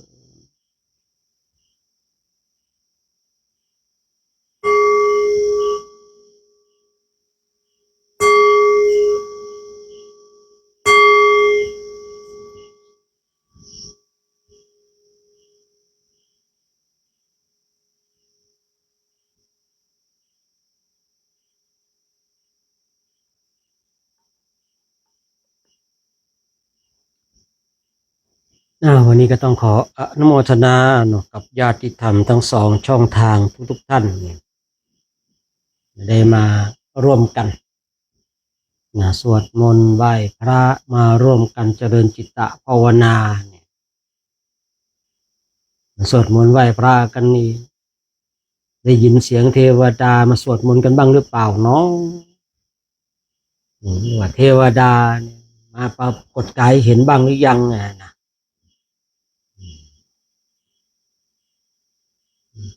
คนเราบางทีเนาะเราไอสิ่งที่เราว่าไอที่เรามันหายตัวได้เราคิดว่าเป็นผีอย่างเดียวเลยที่จริงเนี่ยอาจจะเป็นเทวดาก็ได้ทั้งหลายทำไมคนเราชอบคิดว่าบางทีเนี่ยนั่นเป็นผีอย่างเดียวจริงๆไม่ใช่นะเป็นเทวดามันก็มีโดยส่วนมากก็จะเป็นเทวดาอย่างที่เนี่ยเราบางคนอาจจะได้ยินเห็นข่าวในโลกโซเชียลว่ามีพระออกบิณฑบาตแล้วก็พระเขาเห็นว่ามีคนเนี่ยใส่บาตรแต่คนอื่นไม่เห็นเขาก็ว่าเป็นผีวะถ้าเป็นผีนะเราคุยเข้าใจง่ายๆเนาะนี่ก็วิญญาณนั่นแหละเนาะแต่เราคุยตามภาษาของเราเข้าใจง่ายถ้าเป็นผีถ้าปรากฏให้พระเห็นได้ขนาดนั้นเนี่ยโอ้ก็ต้องใช้กำลังมากนะถ้าเป็นผีก็เป็นระดับที่แบบคุยระดับเป็นหัวหน้าเลยนะคือพวกผีเนี่ยที่มันจะปรากฏกายเห็นเนี่ยมันก็ต้องใช้กำลังมากกันทั้งหลายยิ่งจะปรากฏกายให้คนเห็นและเป็นกลางวันนี่โอ้โหนี่ต้องแบบ มากเลยนะอย่างผีปรากฏกายตอนกลางคืนอันนี้เราคุยถึงผีก่อนนะปรากฏกายกลางคืนเนี่ยเขายังใช้กำลังไม่มากปกติในกลางคืนเนี่ยที่ว่าผีมันออกมาอย่างเงี้ยนะคือมันรวบรวมมันจะให้เป็นรูปร่างเนี่ยมันใช้กำลังไม่มากถ้ากลางคืนนะแต่ถ้าเป็นตอนกลางวันเนี่ยโอ้โหถ้าไม่พูดง่ายๆถ้าไม่เจ๋งจริงนะถ้าไม่เจ๋งจริงถ้าไม่ใช่ระดับหัวหน้าผีทำเช่นนั้นไม่ได้แต่เทวดาไม่ต้องรวบรวมเทวดาเนี่ยเขาต้องการให้เห็นก็ได้หรือว่าบุคคลที่มีฌานก็สามารถเห็นเทวดาได้ง่ายอย่างในกรณีที่พระเนี่ยบิณฑบาตเนี่ยในตามความคิดของผู้พูดนะไม่ใช่ผีน่าจะเป็นเทวดามากกว่าและเทวดานี่ก็น่าจะเป็นญาติของพระ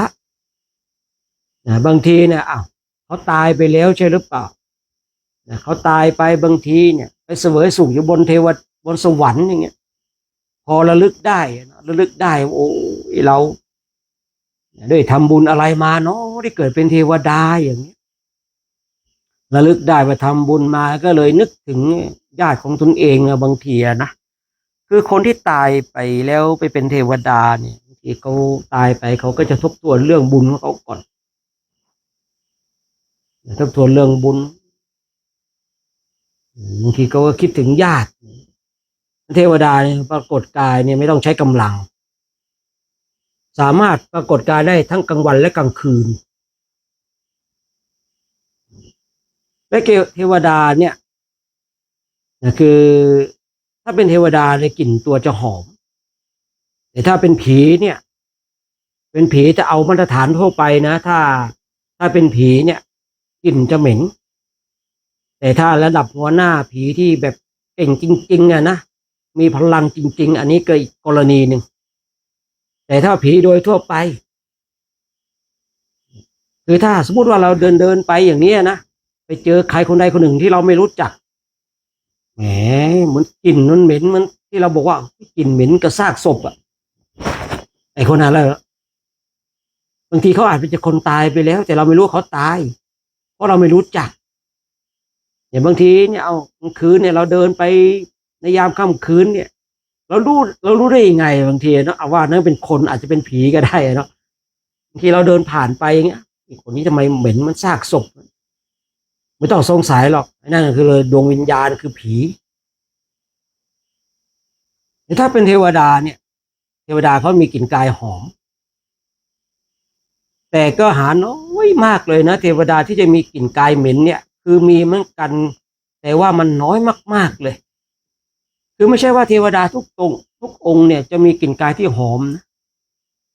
แต่โดยส่วนมากใช้คำว่าโดยส่วนมากเทวดาเขาจะมีกลิ่นกายที่หอมแต่ก็มีเหมือนกันนะแต่ว่าโอ้โหแบบน้อยมากๆเลยคือเราคงไม่ดวงซวยไปเจอเทวดากลิ่นกายเหม็นหรอกเนาะอันนี้คุยกันแม่แจ็คพอตแตกเลยนะโอ้โหที่เขาบอกว่าโอ้ยตำรวจดีๆเนี่ยมีตั้งเยอะเราเดินไปเจอตำรวจที่แม้ขูดรีดไถนะเหมือนกันประมาณนั้นแหละฉะนั้นเนี่ยไอ้สิ่งที่แบบที่เราเห็นเนี่ยเราอย่ามองว่าเขาเป็นผีอย่างเดียวดิ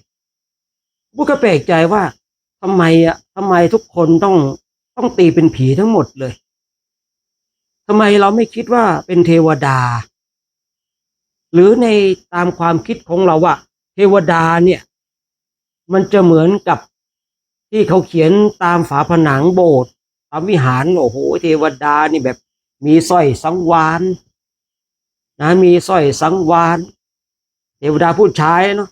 สร้อยสังวาลซ้ายขวาเทวดาผู้หญิงบางทีก็แบบเห็นหมดเลยนั่นคือความคิดของเทวดาที่ว่าเราคิดตามที่เรา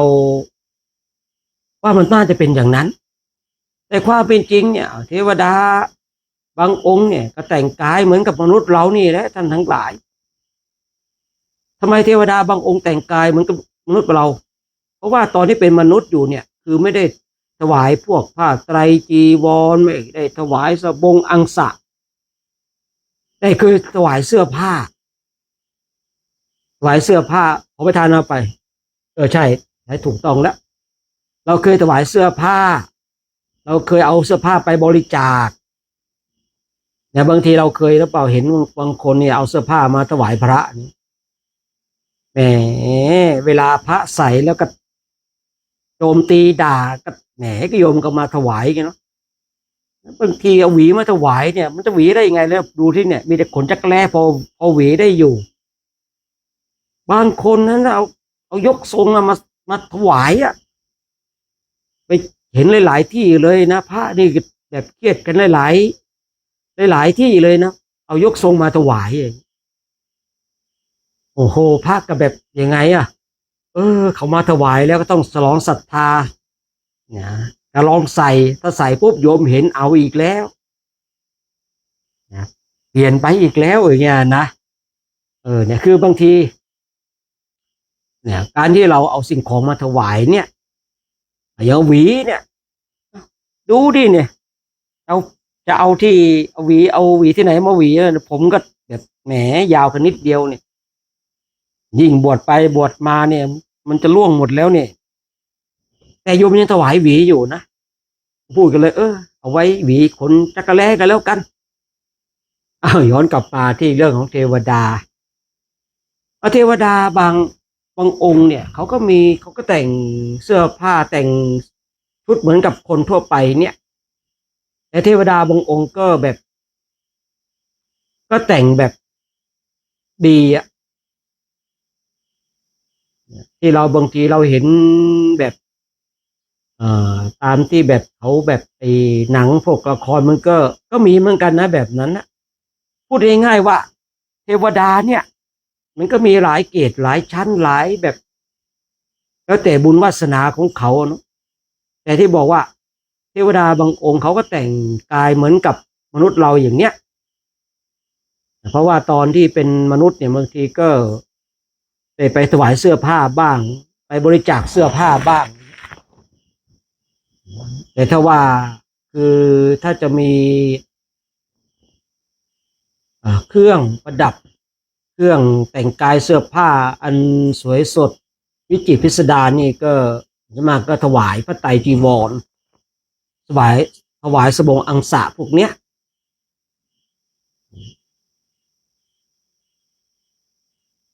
ก็จะมีเสื้อผ้าอันสวยสดงดงามเครื่องประดับอลังการแต่ถ้าว่าเราเอาเสื้อผ้าไปบริจาคบ้างไปถวายบ้างแบบเนี้ยคือพอเราไปเป็นเทวดาอย่างเงี้ยเราก็จะมีเสื้อผ้าใส่แต่งเหมือนกับมนุษย์เนี่ยต้องขอย้ำนะว่าเทวดาเครื่องแต่งกายของมนุษย์ของเทวดานี่ก็มีหลายคือพูดง่ายหลากหลายอะเนาะบางทีเราเนี่ยเราอาจจะแบบเห็นเทวดาเนี่ยแต่เราไม่รู้ว่าเขาเป็นเทวดาเราคิดว่าเขาเป็นผีอย่างเงี้ยนะแม่เทวดามันต้องแต่งกายแบบแหมหรูหราสิมาแต่งกายเหมือนกับคนได้ยังไงอ่ะนั่นแสดงว่าเราเข้าใจผิดนะบางทีเทวดาบางองค์เพราะว่าบางองค์เนาะบางองค์เนี่ยเขาก็แต่งเหมือนกับมนุษย์เราอ่ะฉะนั้นบางทีเนี่ยเราไปเจอเนี่ยไปเจอเราอย่าคิดว่าเขาเป็นผีอย่างเดียวนะในกรณีเนี่ยอย่างพระเนี่ยผู้พูดเชื่อว่าเป็นเทวดาไม่ใช่ผีในความคิดของผู้พูดนะเป็นเทวดาไม่ใช่ผีอย่างแน่นอนถ้าเป็นผีมีเปอร์เซ็นต์น้อยถ้าเป็นผีก็ระดับโอ้โหหัวหน้าเลยคือพูดง่ายๆว่าจะรวบรวมพลังให้เป็นรูปร่างกายได้เนี่ยโอ้ต้องใช้พลังมากเลยนะพูดง่ายๆเป็นผีก็แต่อัตภาพความเป็นผีมาไม่รู้กี่พันชาติกี่หมื่นปีแล้วต้องใช้ว่าไม่รู้กี่หมื่นปีแล้วอะนะ ก็อาจจะแบบรวบรวมเป็นรูปร่างได้ปรากฏให้คนเห็นได้แล้วก็ตอนกลางวันอีกต่างหากเนี่ยตอนเช้าตอนกลางวันเนี่ยโอ้ต้องใช้พลังมากเลยไอ้ผีเนี่ยไม่ใช่ว่ามันอยากนึกจะปรากฏกายให้ใครเห็นได้ยังไงง่ายๆเหมือนไอ้ความคิดของเราไม่ใช่นะท่านทั้งหลาย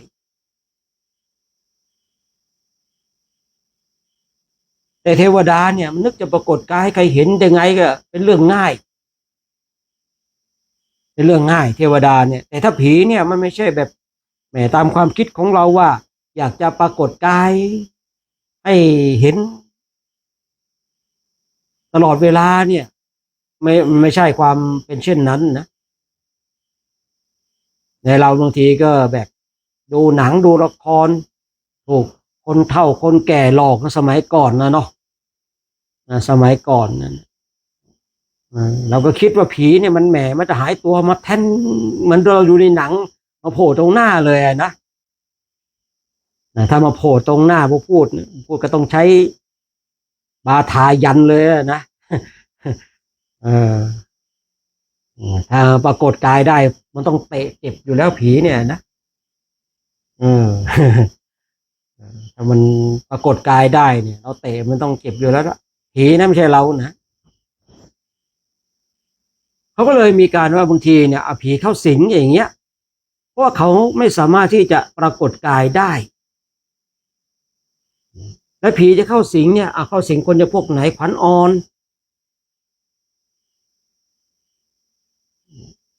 แม้แต่พระเองนะแม้แต่นักบวชแม้แต่พระเนี่ยผีก็เข้าสิงได้นะอันนี้เป็นเรื่องจริงไม่ได้เรื่องจริงอันนี้เป็นเรื่องจริงไม่ใช่อิงนิยายนะผีจากเมืองกาญมาเข้าพระที่แพร่วัดนี้ผู้พูดก็เคยไปอยู่นะผีจากเมืองกาญมายังไงได้ก็ไม่รู้นะอ๋อมันมากับพวกพระเมืองกะพระเนี่ยเขาไปกันเขานั่งรถตู้ไปเมืองกาญทีนี้ผีมันเห็นเนี่ยมันเลยมากับรถเนี่ยมากับรถปุ๊บมันกลับไม่ได้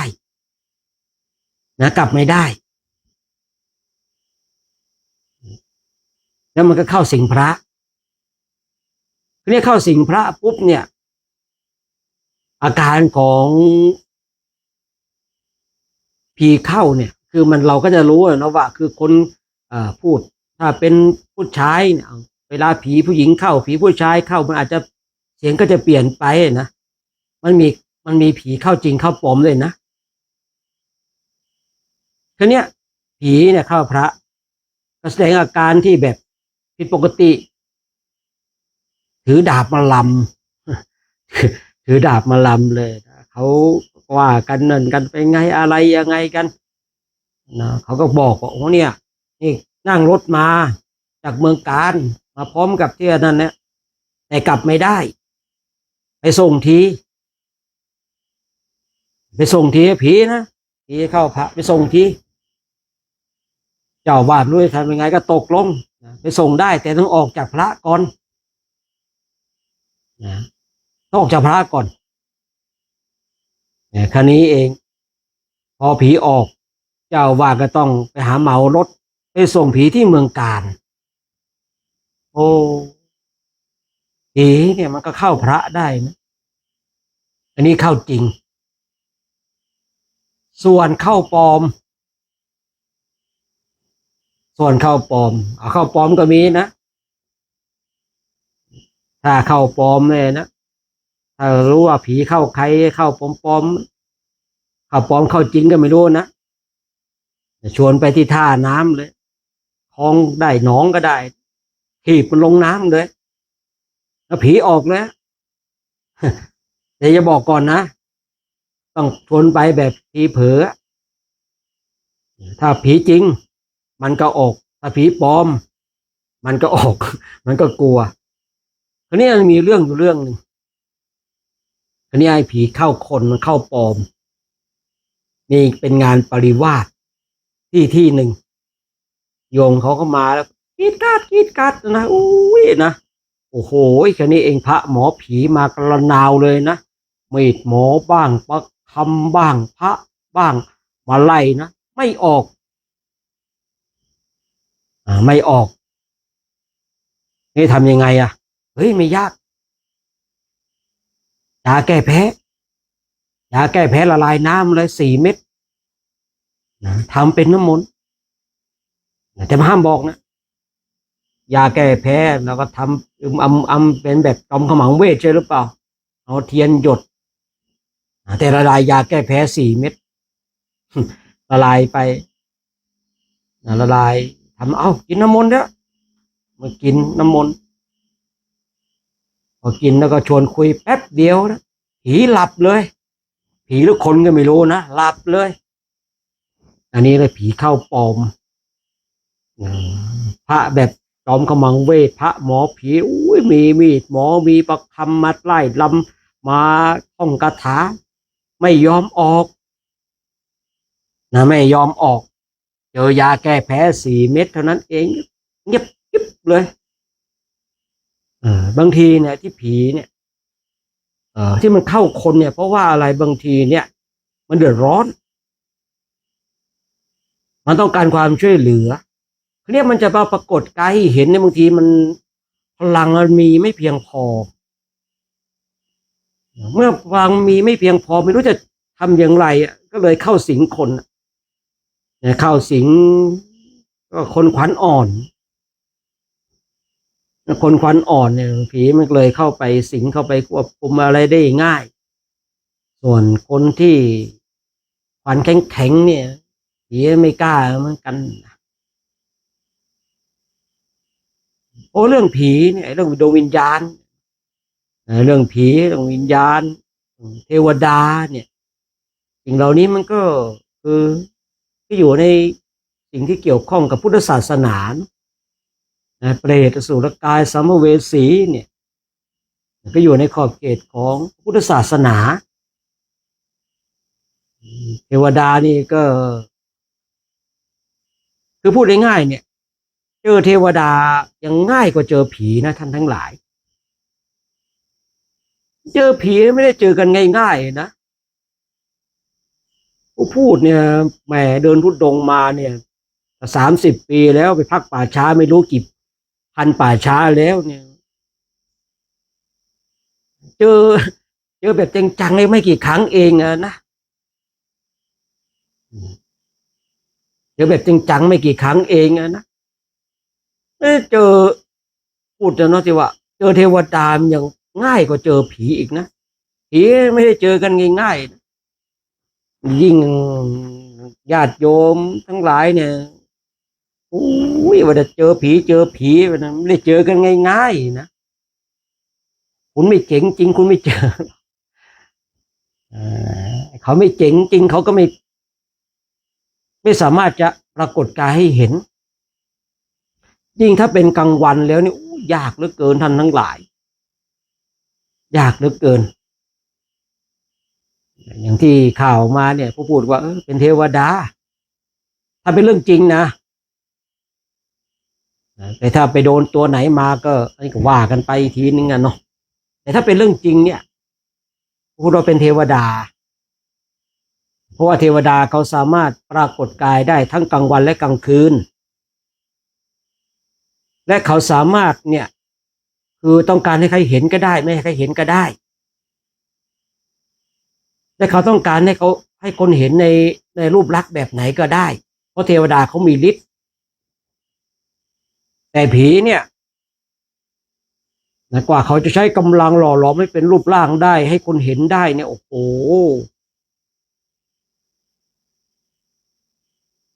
ไม่ใช่เรื่องง่ายผีนี่ยากนะเราต้องเข้าใจนะผีกับเปรตนี่มันคนละนั่นกันนะเปรตก็คือเปรตนะแต่โดยส่วนมากเราก็แหมอะไรกับผีหมดไปเลยเนาะอะไรวบแวมเนี่ยผีหมดทำไมเราไม่คิดว่าเป็นเทวดาบ้างคือเราต้องปรับความคิดของเราบ้างว่าบางทีเนี่ย เราสวดมนต์ไปได้ยินเสียงสวดมนต์ไปกับเราอย่างเงี้ยเราอย่าคิดว่าเป็นผีจริงผีไม่มาสวดกับเราหรอกท่านทั้งหลายถ้าจะมาสวดคือเทวดาที่เราสวดมนต์ไปเนี่ยสวดมนต์ไปเนี่ยนะเรายินเสียงสวดมนต์ไปด้วยเราย่อมรู้เสียงของเราใช่หรือเปล่าว่าเสียงเราเป็นอย่างไรแล้วมันมีเสียงแทรกมาหูได้ยินเสียงแทรกมาเนี่ยคนโดยทั่วไปก็อุ้ยผีหลอกทำไมไปคิดว่าผีหลอกเราต้องคิดไหมว่าเทวดามาร่วมสวดมนต์กับเราไอ้คนเราบางทีเนาะมันแบบพอได้ยินเสียงแบบนี้อุ้ยผีหลอกเว้ยนะอะไรก็เนี่ยโยนให้ผีอย่างเดียวเลยนะที่ได้กล่าวไว้เมื่อสักครู่นี่บางทีเราไปบางทีเดินผ่านใครบางทีถ้าคือกลิ่นของเทวดาเนี่ยโดยส่วนมากกลิ่นตัวเขาจะหอมกลิ่นตัวเขาจะหอมแล้วก็หอมแบบที่ว่าน้ำหอมบนโลกเนี้ยไม่มีคือพูดง่ายๆว่านักปรุงแต่งน้ำหอมนักสร้างน้ำหอมเนี่ยไม่สามารถที่จะสร้างกลิ่นของเทวดาได้คือบางทีเราอาจจะเดินไปเนี่ยผ่านคนเดินผ่านใครสักคนหนึ่งอย่างเงี้ยเราคิดว่าเขาเป็นคนน่ะแต่จริงก็เป็นเทวดาอย่างเงี้ยโดยส่วนมากเทวดากลิ่นตัวเขาจะหอมแล้วกลิ่นหอมของเทวดานี่ก็พูดง่ายๆว่าบนโลกมนุษย์ไม่มีแต่ถ้าว่าเราเนี่ยเอาได้กลิ่นดอกมะลิอันนี้เทวดาเขามาบูชาเราหรือว่าเอาดอกมะลิเนี่ยมาบูชาพระดอกมะลิไม่ใช่กลิ่นกายของเทวดานะบางคนบางท่านจะเข้าใจผิดเนี่ยกลิ่นตัวกลิ่นกายของเทวดาเขาก็จะหอมคือหอมทิพย์อะท่านทั้งหลายฉะนั้นบางทีเราอย่าไปคิดว่าไอ้ที่เราเห็นวับวับแวมแวมหรือเสียงอะไรทั้งหลายเป็นผีมันไม่ได้เจอกันง่ายๆอย่างที่บอกไว้นะจะเจอกันง่ายๆเนี่ยผมพูดไปพักกันตามป่าช้าไม่รู้กี่พันป่าช้าก็ไม่รู้คงจะมากันเต็มไม่หมดแล้วเนาะ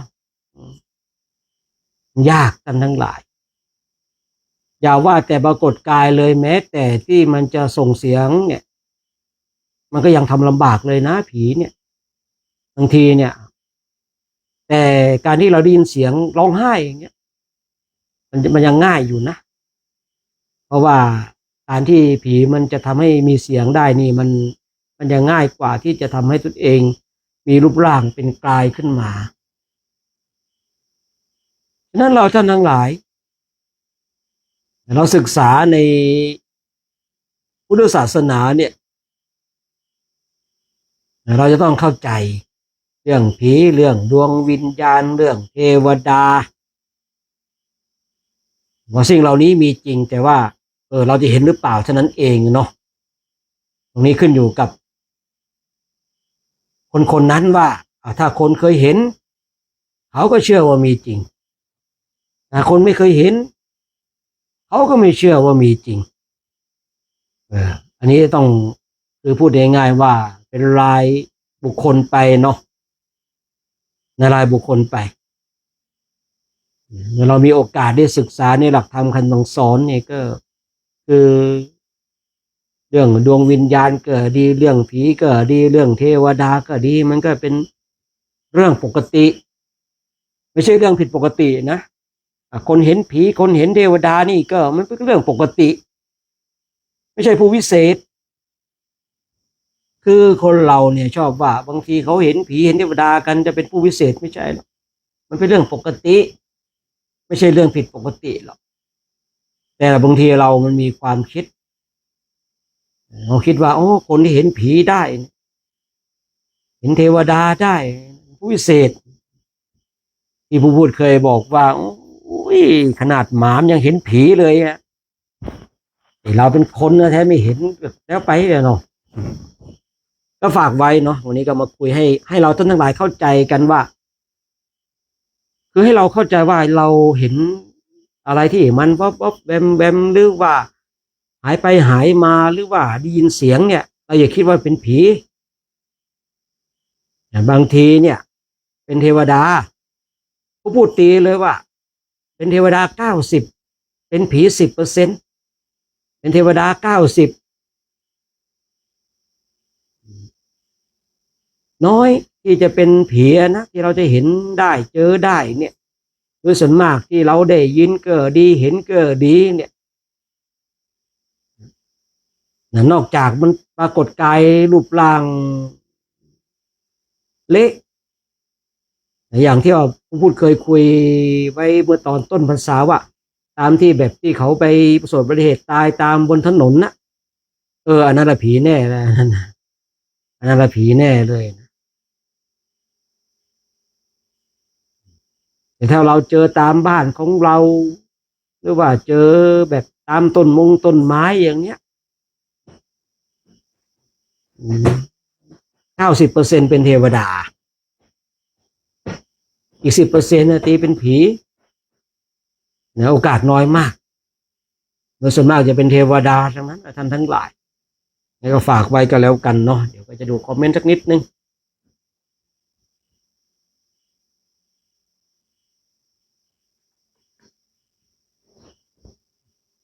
แล้วยังไม่จบอีกหน่อยนึงเนาะที่แบบถ้าเป็นเรื่องจริงนะคือเทวดาเขาก็อยากทำบุญใส่บาตรนะเนาะที่ว่าพระท่านเห็นว่าเป็นผีใส่บาตรเนี่ยบางทีเทวดาเขาก็อยากใส่บาตรที่พูดเคยคุยว่าที่จริงเทวดาเนี่ยเขาก็อยากทำบุญนะแต่ว่าคือเพราะว่าพระเนี่ยบางทีก็คือมองไม่เห็นนะเนาะอย่างอย่างพระบิณฑบาตเนี่ยถ้าคนนั่งรอใส่บาตรตรงไหนเนี่ยพอเห็นคนนั่งปุ๊บพระก็รู้แล้วว่ามีคนรอใส่บาตรเขาก็พาท่านก็เดินไปหาเปิดฝาบาตรโยมเขาก็ใส่เนี่ยเทวดานั่งคอยนั่งรอเนี่ยบางทีพระไม่เห็นเนี่ยเนาะพระไม่เห็นปุ๊บก็ไม่ได้เดินเข้าไปหาเมื่อไม่ได้เ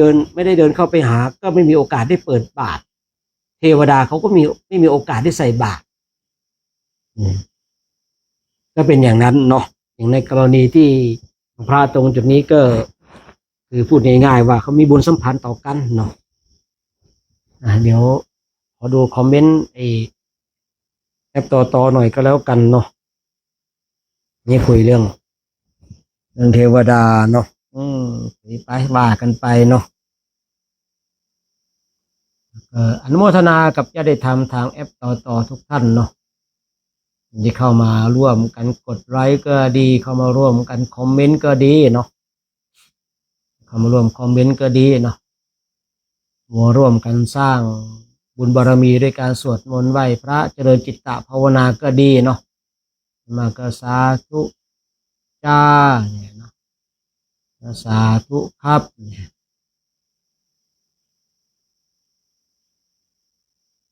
โดยส่วนมากก็จะประมาณเนี้ยเนาะญาติธรรมทางแอปต่อเนาะหรือว่าปันดำอนุโมทนาสาธุการกับทุกคนทุกท่านเนาะมารวมสร้างบุญบารมีกันในไตรมาสนี้นะมีโอกาสมาร่วมทำวัดสวดมนต์มาเจริญจิตตภาวนากันนะเดี๋ยวขอดูบ้านฟ้านิดนึงเนาะ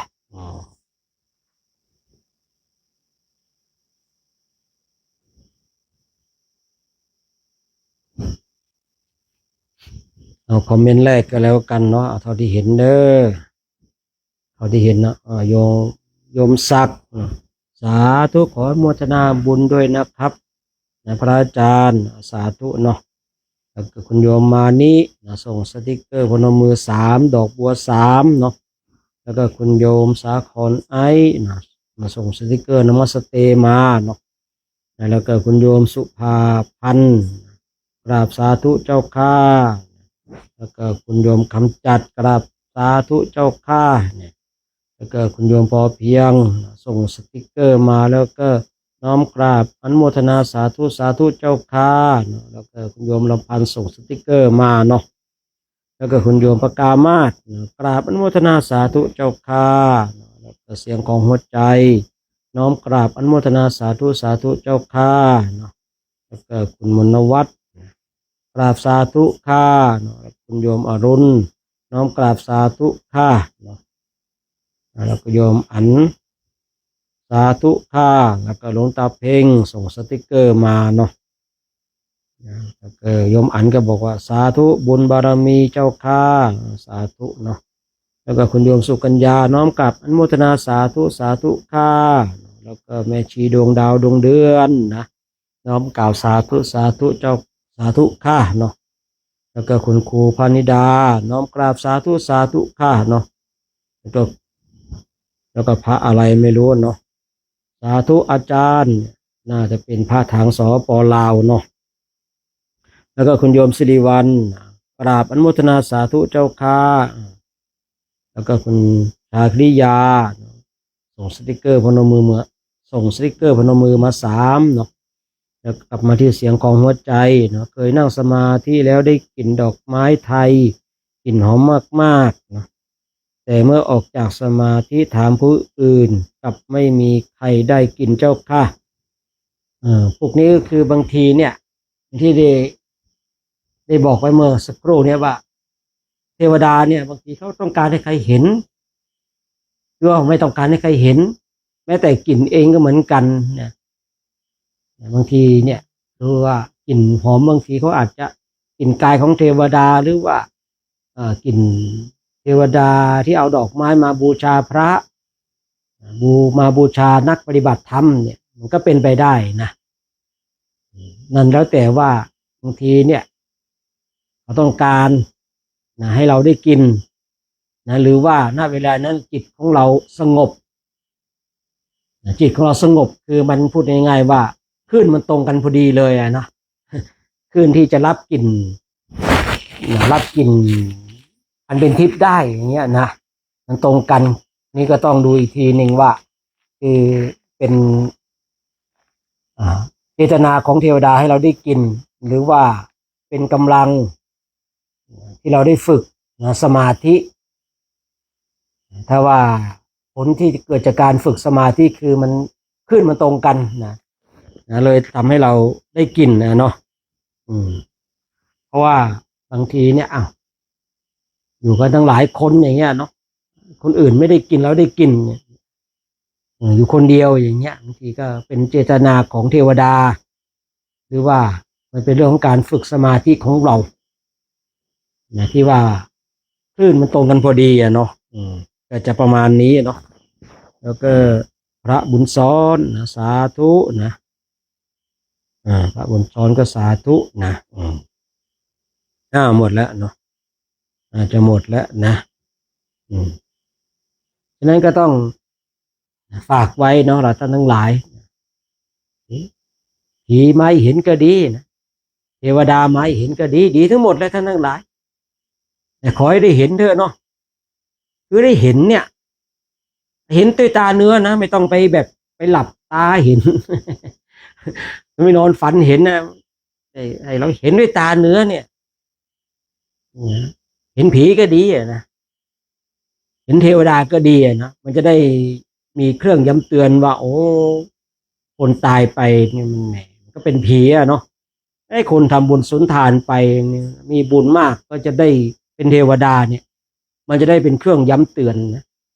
คือใครก็ตามหรือว่าเห็นผีเห็นเทวดาแล้วยังประมาทอยู่พอพูดโดยส่วนมากพวกนี้มันจะโม้กันทั้งนั้น คือคนเห็นผีเห็นเทวดาเนาะเห็นตาเนื้อนะเห็นตาเนื้อเนี่ยบางทีมากมันจะมีเครื่องย้ำเตือนโอ้โหไม่ได้นะถ้าเราไม่ทำบุญไว้ตายไปเป็นผีเล่ร่อนเนี่ยยุ่งเลยอย่างเงี้ยนะคือมันจะมีการกลัวไม่ได้นะโอ้โหเราต้องรีบทำบุญนะชาตินี้เราไปไม่ถึงมรรคผลนิพพานเนี่ยไปเกิดเป็นเทวดาจริงดีแล้วเทวดามาปรากฏให้เห็นผีมาปรากฏให้เห็นเนี่ยมันดีทั้งนั้นทั้งหลายมันดีทั้งนั้นคือใครก็ตามนะท่านทั้งหลายง่ายๆเลยว่าเห็นผีเห็นเทวดาเห็นตาเนื้อนะไม่ใช่หลับเห็นไม่ได้ฝันเห็น ไม่ได้นึกเห็นนึกเห็นก็มีนะคนเราเนี่ยนะเห็นด้วยตาเนื้อเนี่ยมันที่พวกนี้เขาจะไม่ประมาทแล้วเพราะว่ามันคล้ายๆว่ามันมีหลักประกันเนาะว่าผีมีเทวดามีเมื่อผีมีเทวดามีหลักคำสั่งสอนอื่นๆเนี่ยก็ต้องมีใช่หรือเปล่าเมื่อเทวดามีพรหมก็ต้องมีใช่หรือเปล่าแต่พรหมไปเกิดเป็นพรหมได้ก็เกิดจากบุคคลที่มีสมาธิเนี่ยมันก็จะคือทำให้เราได้มีหลักของความเชื่อที่ชัดเจนมากขึ้นนะเห็นผีก็ดีท่านทั้งหลายเห็นเทวดาก็ดีนะเอาเห็นตาเนื้อเลยนะเอาเห็นตาเนื้อเลยจะได้เป็นเครื่องย้ำเตือนเนาะแต่ถ้าว่าบางคนพอเห็นเทวดาอย่างเดียวก็พอแล้วอย่าไปเห็นผีเลยเห็นผีมันโอเคกว่านะท่านทั้งหลายเห็นผีแล้วมันแบบมันโอเคกว่านะเห็นผีแล้วอย่าให้ผีหลอก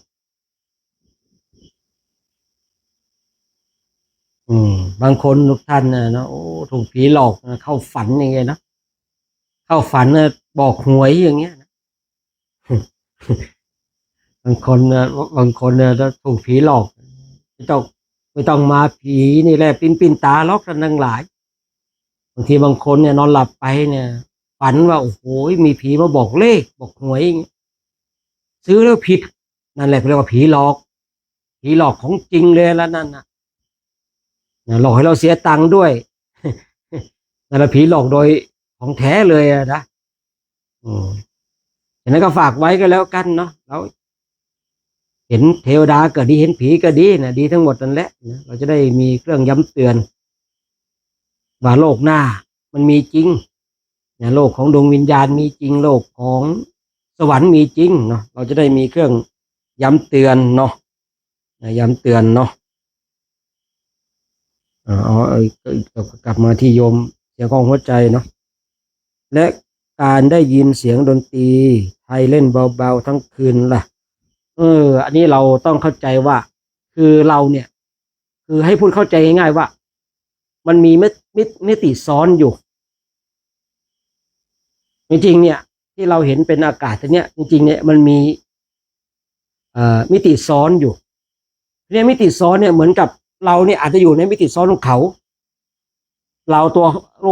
ของเราเนี่ยเราอาจจะอยู่ในมิติซ้อนของเขาก็อยู่ในมิติซ้อนในโลกของเรา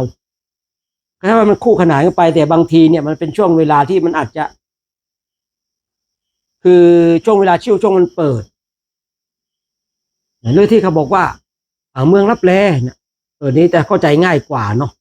ว่ามิติซ้อนนี่อาจจะบางทีอาจจะเข้าใจยากแต่ว่าถ้าเราบอกว่าเมืองลับแลอย่างเงี้ยทีเนี้ยเมืองลับแลอย่างเนี้ยเขาก็เหมือนกับเราอาจจะเป็นเมืองลับแลของเขาเขาอาจจะเป็นเมืองลับแลของเราเวลาที่เราจัดงานมหรสพทั้งหลายเนี่ยเขาก็อาจได้ยินเขาคิดว่าโอ้โหได้ยินเสียงดนตรีแม่ได้ยินเสียงดนตรีอะไรก็ไม่รู้นะไม่เคยได้ยินเลยแต่รู้ว่าเสียงดนตรีเนี่ยแต่เราเนี่ยไม่ได้ยินเสียงดนตรีไทยดนตรีอื่นเนี่ย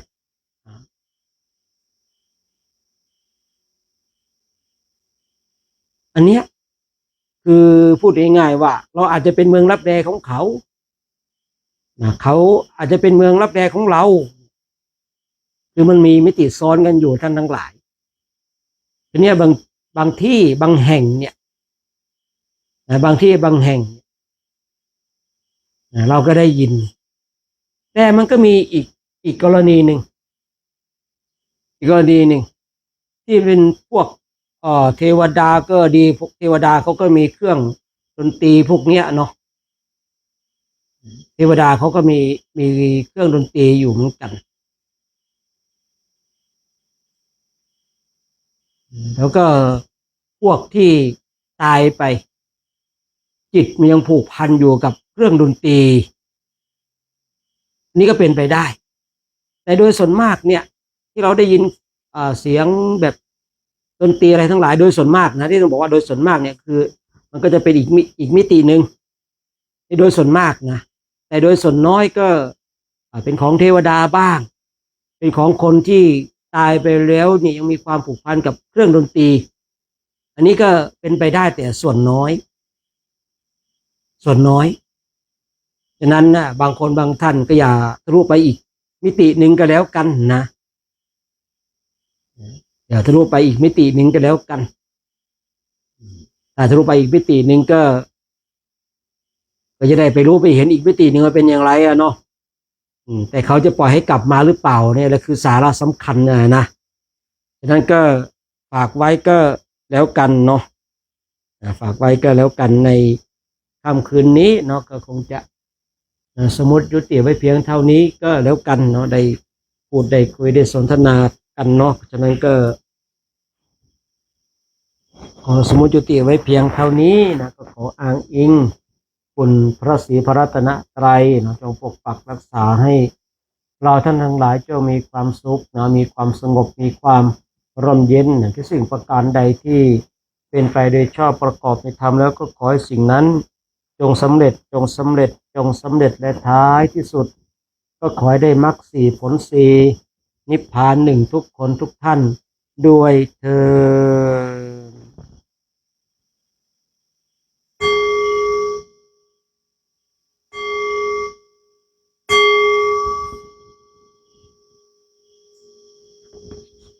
เดี๋ยวเรากราบพระพร้อมกันนะ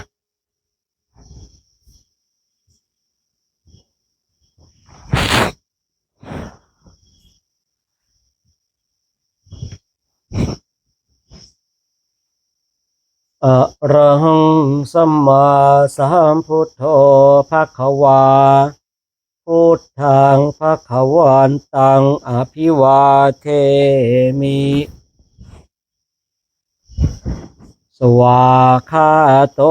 ภควตาธัมโมธัมมังนามัสสามิสุปฏิปันโนภควโตสาวกสังโฆ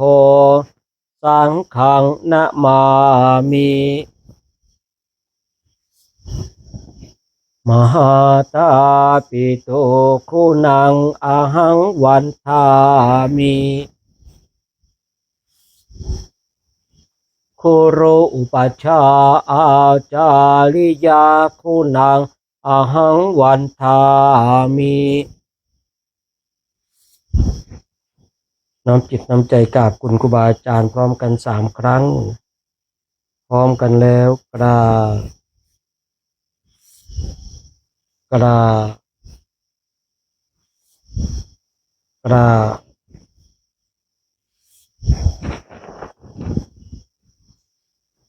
โชคดีมีชัยทุกคนทุกท่านเด้อพรุ่งนี้มีโอกาสก็มาร่วมสร้างบุญบารมีด้วยกันใหม่เนาะวันนี้ก็สมมุติยุติไว้เพียงเท่านี้นะ